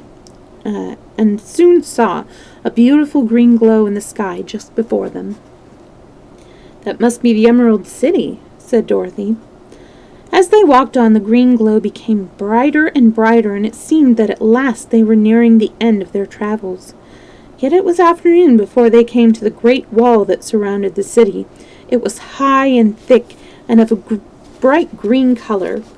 In front of them, and at the end of the road of yellow brick, was a big gate, all studded with emeralds that glittered so in the sun that even the painted eyes of the Scarecrow were dazzled by their brilliancy. There was a bell beside the gate, and Dorothy pushed the button and heard a silvery tinkle sound within. Then the big gate swung slowly open, and they all passed through and found themselves in a high arched room, the walls of which glistened with countless emeralds. Before them stood a little man about the same size as the Munchkins. He was clothed all in green from his head to his feet, and even his skin was of a greenish tint. At his side was a large green box. When he saw Dorothy and her companions, the man asked, "What do you wish in the Emerald City?" "We came here to see the Great Oz," said Dorothy. The man was so surprised at this answer that he sat down to think it over. "It has been many years since anyone asked me to see Oz," he said, shaking his head in perplexity. "He is powerful and terrible, and if you come on an idle or foolish errand to bother the wise reflections of the Great Wizard, he might be angry and destroy you all in an instant." "But it is not a foolish errand, nor an idle one," replied the Scarecrow. "It is important, and we have been told that Oz is a good wizard." "Oh, so he is," said the great man, "and he rules the Emerald City wisely and well, but to those who are not honest, or who approach him from curiosity, he is most terrible, and few have ever dared to see his face. I am the guardian of the gates, and since you demand to see the Great Oz, I must take you to his palace, but first you must put on these spectacles." "Why?" asked Dorothy. "Because if you did not wear spectacles, the brightness of the glory of the Emerald City would blind you. Even those who live in the city must wear spectacles night and day. They are all blocked on, for Oz so ordered it when the city was first built, and I have the only key that will unlock them." He opened the big box, and Dorothy saw that it was filled with spectacles of every size and shape. All of them had green glasses in them. The guardian of the gate found a pair that would just fit Dorothy and put them over her eyes. There were 2 golden bands fastened to them that passed around the back of the head, where they were locked together by a little key that was at the end of the chain of the guardian of the gate. The guardian of the gate wore around his neck. When they were on, Dorothy could not take them off, and had she wished, but of course she did not wish to be blinded by the glare of the Emerald City, so she said nothing. Then the green man fitted spectacles for the Scarecrow and the Tin Woodman and the Lion, and even on little Toto, and all were locked fast with a key. Then the guardian of the gates put on his own glasses and told them he was ready to show them to the palace. Taking a big golden key from a peg on the wall, he opened another gate, and as they followed him through the portal into the streets of Emerald City.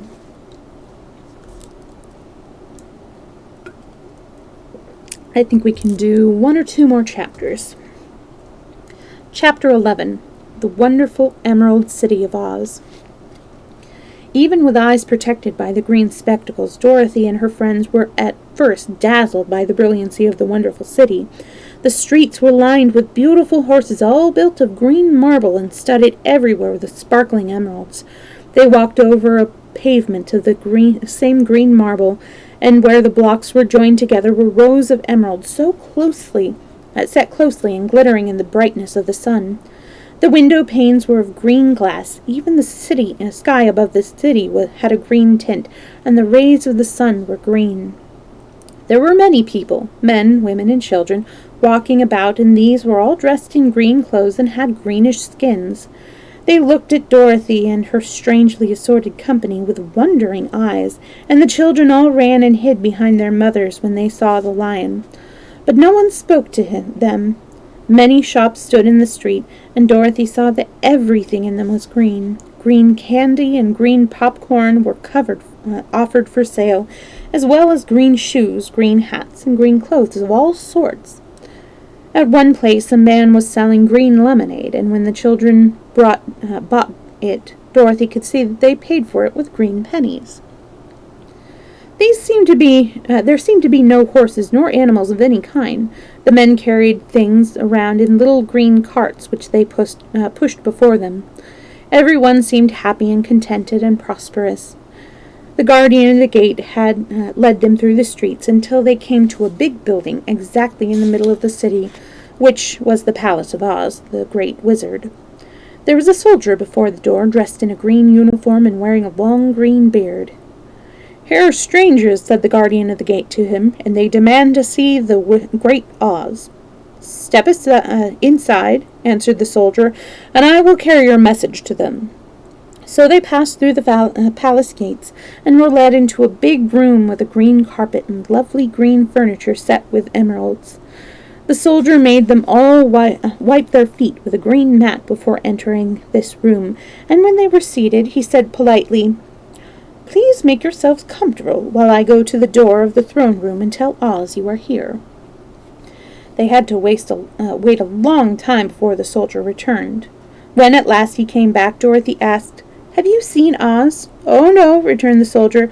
"I have never seen him, but I spoke to him as he sat behind his screen and gave him your message. He said he will grant you an audience if you so desire, but each one of you must enter his presence alone, and he will not admit but one each day. Therefore, as you must remain in the palace for several days, I will have you shown to your rooms where you may rest in comfort after your journey." "Thank you," replied the girl. "That is very kind of Oz." The soldier now blew upon a green whistle, and at once a young girl, dressed in a pretty green silk gown, entered the room. She had lovely green hair and green eyes, and she bowed low before Dorothy as she said, "Follow me, and I will show you your room." So Dorothy said goodbye to all her friends except Toto, and taking the dog in her arms, followed the green girl through 7 passages and up 3 flights of stairs until they came to a room at the front of the palace. It was the sweetest little room in the world, with a soft, comfortable bed that had sheets of green silk and a green velvet counterpane. There was a tiny fountain in the middle of the room that shot a spray of green perfume into the air to fall back into a beautifully carved green marble basin. Beautiful green flowers stood in the window, and there was a shelf with a row of little green books. When Dorothy had time to open these books, she found them full of queer green pictures that made her laugh. They were so funny. In a wardrobe were many green dresses made of silk and satin and velvet, and all of them fitted Dorothy exactly. "Make yourself perfectly at home," said the green girl, "and if you wish for anything, ring the bell. Oz will send for you tomorrow morning." She left Dorothy alone and went back to the others. These she also led to rooms, and each one of them found himself lodged in a very pleasant part of the palace. Of course, this politeness was wasted on the Scarecrow, for he found himself alone in his room. He stood stupidly in one spot, just within the doorway to wait until morning. It would not rest him to lie down, and he could not close his eyes, so he remained all night staring at a little spider which was weaving its web in a corner of the room, just as if it were not one of the most wonderful rooms in the world. The Tin Woodman lay down on his bed from force of habit, for he remembered when he was made of flesh, but not being able to sleep, he passed the night moving his joints up and down to make sure they kept in good working order. The Lion would have preferred a bed of dried leaves in the forest, and did not like being shut up in a room, but he had too much sense to let this worry him, so he sprang upon the bed and rolled himself up like a cat and purred himself asleep in a minute. The next morning after breakfast, the Green Maiden came to fetch Dorothy, and she dressed her in one of the prettiest gowns made of green brocaded silk. Dorothy put on a green silk apron and tied a green ribbon around Toto's neck, and they started for the throne room of the Great Oz. First they came to a great hall in which were many ladies and gentlemen of the court, all dressed in rich costumes. These people had nothing to do but talk to each other, but they always came to wait outside the throne room every morning, although they were never permitted to see Oz. As Dorothy entered, they looked at her curiously, and one of them whispered, "Are you really going to look upon the face of Oz the Terrible?" "Of course," answered the girl, "if he will see me." "Oh, he will see you," said the soldier who had taken her message to the wizard, "although he does not like to have people asked to see him. Indeed, at first he was angry and said I should send you back where you came from. Then he asked me what you looked like, and when I mentioned your silver shoes, he was very much interested. At last I told him about the mark upon your forehead, and he decided he would admit you to his presence." Just then the bell rang, and the green girl said to Dorothy, "That is the signal. You must go into the throne room alone." She opened a little door, and Dorothy walked boldly through and found herself in a wonderful place. It was a big round room with a high arched roof, and the walls and ceiling and floor were covered with large emeralds set closely together. In the center of the roof was a great light as bright as the sun, which made the emeralds sparkle in a wonderful manner. But what interested Dorothy most was the big throne of green marble that stood in the middle of the room. It was shaped like a chair and sparkled with gems, as did everything else. In the center of the chair was an enormous head without a body to support it, or any arms or legs whatever. There was no hair upon his head, but it had eyes and a nose and a mouth, and was much bigger than the head of the biggest giant. As Dorothy gazed upon this in wonder and fear, the eyes turned slowly and looked at her sharply and steadily. Then the mouth moved, and Dorothy heard a voice say, "I am Oz, the Great and Terrible. Who are you, and why do you seek me?" It was not such an awful voice, but she had expected to come from the big head, so she took courage and answered, "I am Dorothy, the small and meek. I have come to you for help." The eyes looked at her thoughtfully for a full minute. Then said the voice, "Where did you get the silver shoes?" "I got them from the Wicked Witch of the East when my house fell on her and killed her," she replied.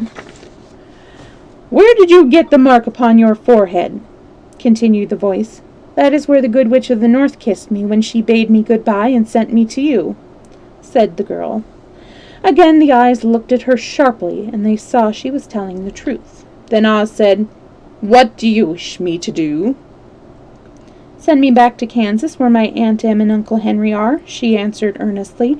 "I don't like your country, although it is so beautiful, and I am sure Aunt Em will be dreadfully worried over my being away so long." The eyes winked 3 times, and then they turned up to the ceiling and down to the floor, and rolled around so queerly that they seemed to see every part of the room. And at last they looked at Dorothy again. "Why should I do this for you?" asked Oz. "Because you are strong and I am weak. Because you are a great wizard, and I am only a helpless little girl." Ice knockings. "But you were strong enough to kill the Wicked Witch of the East," said Oz. "That just happened," returned Dorothy simply. "I could not help it." Well, said the head, I will give you my answer. You have no right to expect me to send you back to Kansas unless you do something for me in return. In this country, everyone must pay for everything he gets. If you wish me to use my magic power to send you home again, you must do something for me first. Help me, and I will help you. What must I do? Asked the girl. Kill the Wicked Witch of the West, answered Oz. But I cannot, exclaimed Dorothy, greatly surprised. You killed the Witch of the East, and you wear the silver shoes, which bear a powerful charm. There is now but one wicked witch left in all this land, and when you can tell me she is dead, I will send you back to Kansas. But not before. The little girl began to weep, but she was so much disappointed, and the eyes winked again and looked upon her anxiously, as if the great Oz felt that she could help him if she would.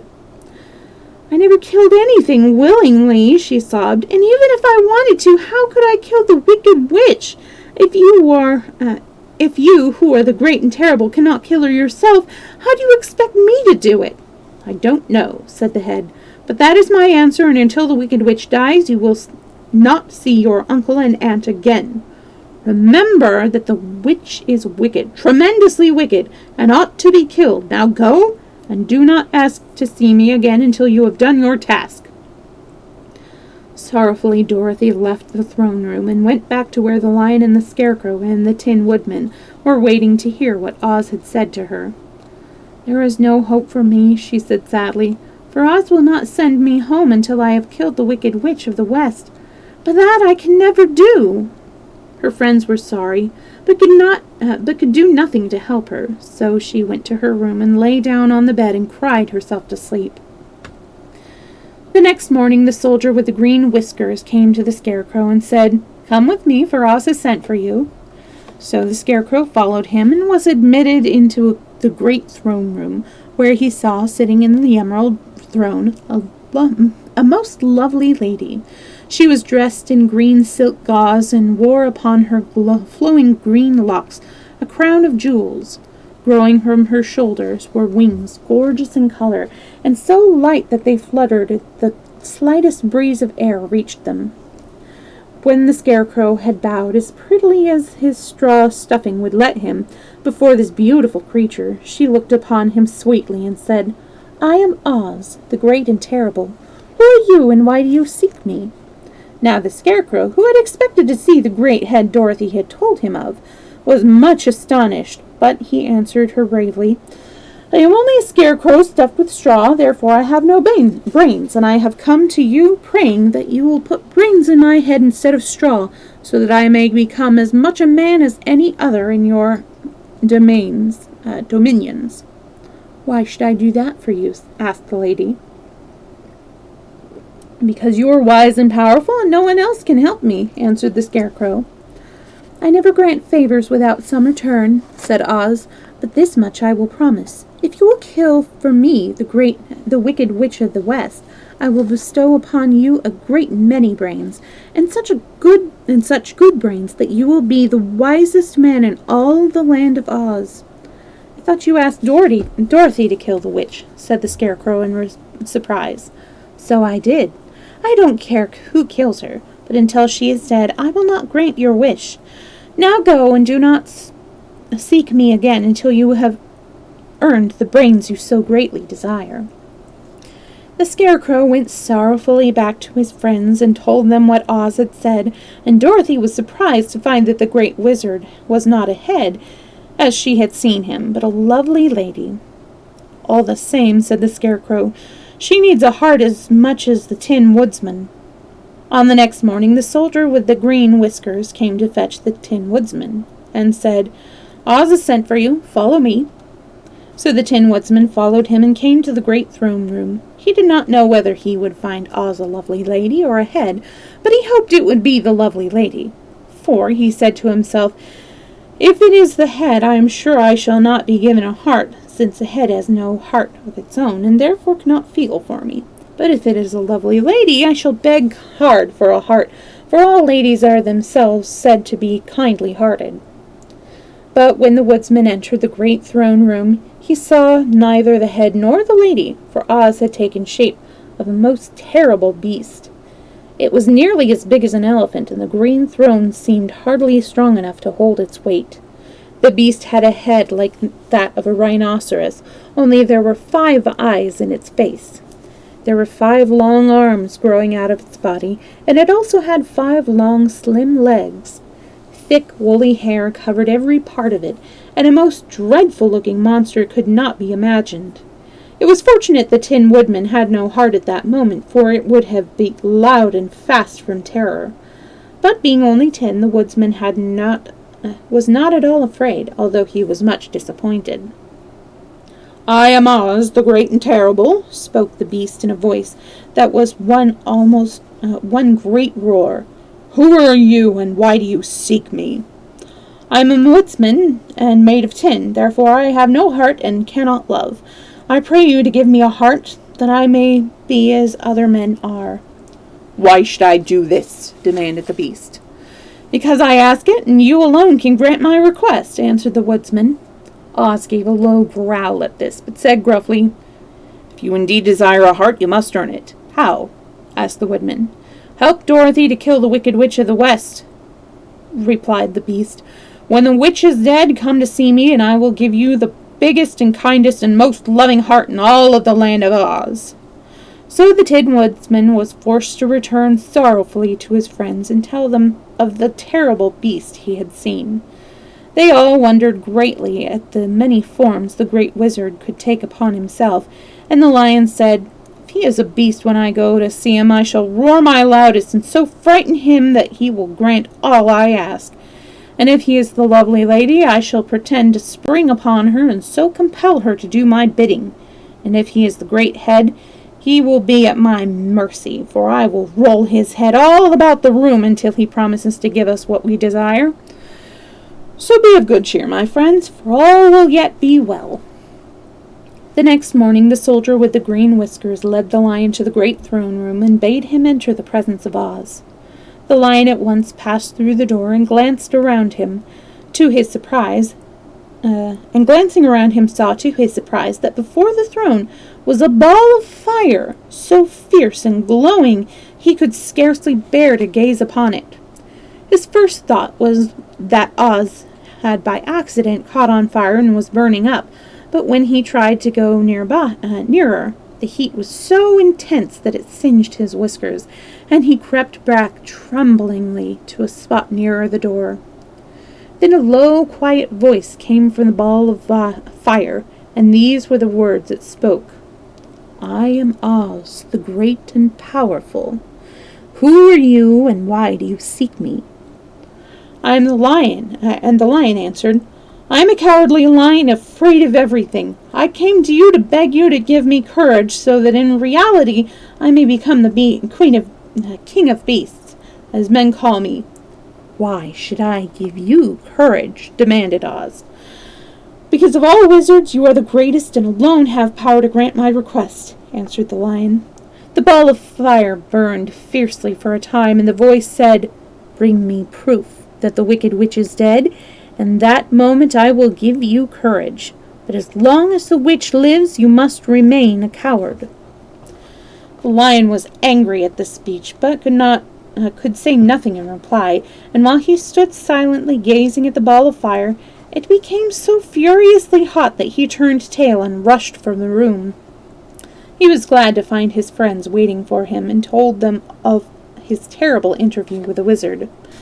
"What shall we do now?" said Dorothy sadly. "There is only one thing we can do," returned the lion, "and that is to go to the land of the Winkies, seek out the Wicked Witch, and destroy her." "But suppose we cannot?" cried the girl.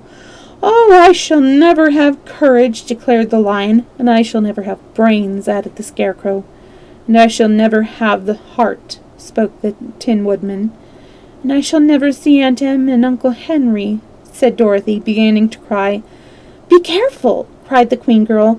"The tears will fall on your green silk gloves and spot it." So Dorothy dried her eyes and said, "I suppose we must try it, but I am sure I do not want to kill anybody, even to see Aunt Em again." I will go with you, but I'm too much of a coward to kill the witch, said the lion. I will go too, declared the Scarecrow, but I shall not be of much help to you. I am such a fool. I haven't the heart to harm even a witch, remarked the Tin Woodman. But if you go, I certainly shall go with you. Therefore it was decided to start upon their journey the next morning, and the woodman sharpened his axe on a green grindstone and had all his joints properly oiled. The Scarecrow stuffed himself with fresh straw, and Dorothy put new paint on his eyes that he might see better. The green girl, who was very kind to them, filled Dorothy's basket with good things to eat, and fastened a little bell around Toto's neck with a green ribbon. They went to bed quite early and slept soundly until daylight, when they were awakened by the crowing of a green cock that lived in the backyard of the palace, and the cackling of a hen that had laid a green egg. So we're actually about halfway through this book. Looks like next story time, I don't know when it will be. I will keep you posted on Twitter, Facebook, Discord, and I'll also try to update the schedule below on my Twitch page. I know, I wasn't expecting to get through half of the book, but I am going to be getting a collection of the first 3 books of The Land of Oz coming in probably tomorrow, so we'll have plenty to read for a little while.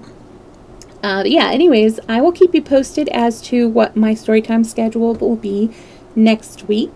It will, of course, be the 2 to 4 that we've been doing. Oh, that actually isn't my artwork. It is the cover of Puffin Classics does this really great chalk series, and this is my favorite of their chalk covers. I am going to be doing some artwork that I'll post up, and I'm not sure what I'm going to do. I was going to do them sleeping among the poppies, but as we read, it was only Dorothy, Toto, and the Cowardly Lion who fell asleep, and not all together. So I'm going to mess around with some ideas. I'm going to work on that over the weekend, and then, yeah, I'll put that up. Anyways, I'm going to take a little break, grab some snacks, and then I'm going to do The Room 3 stream afterwards. And I hope you'll join me. Until next time, bye.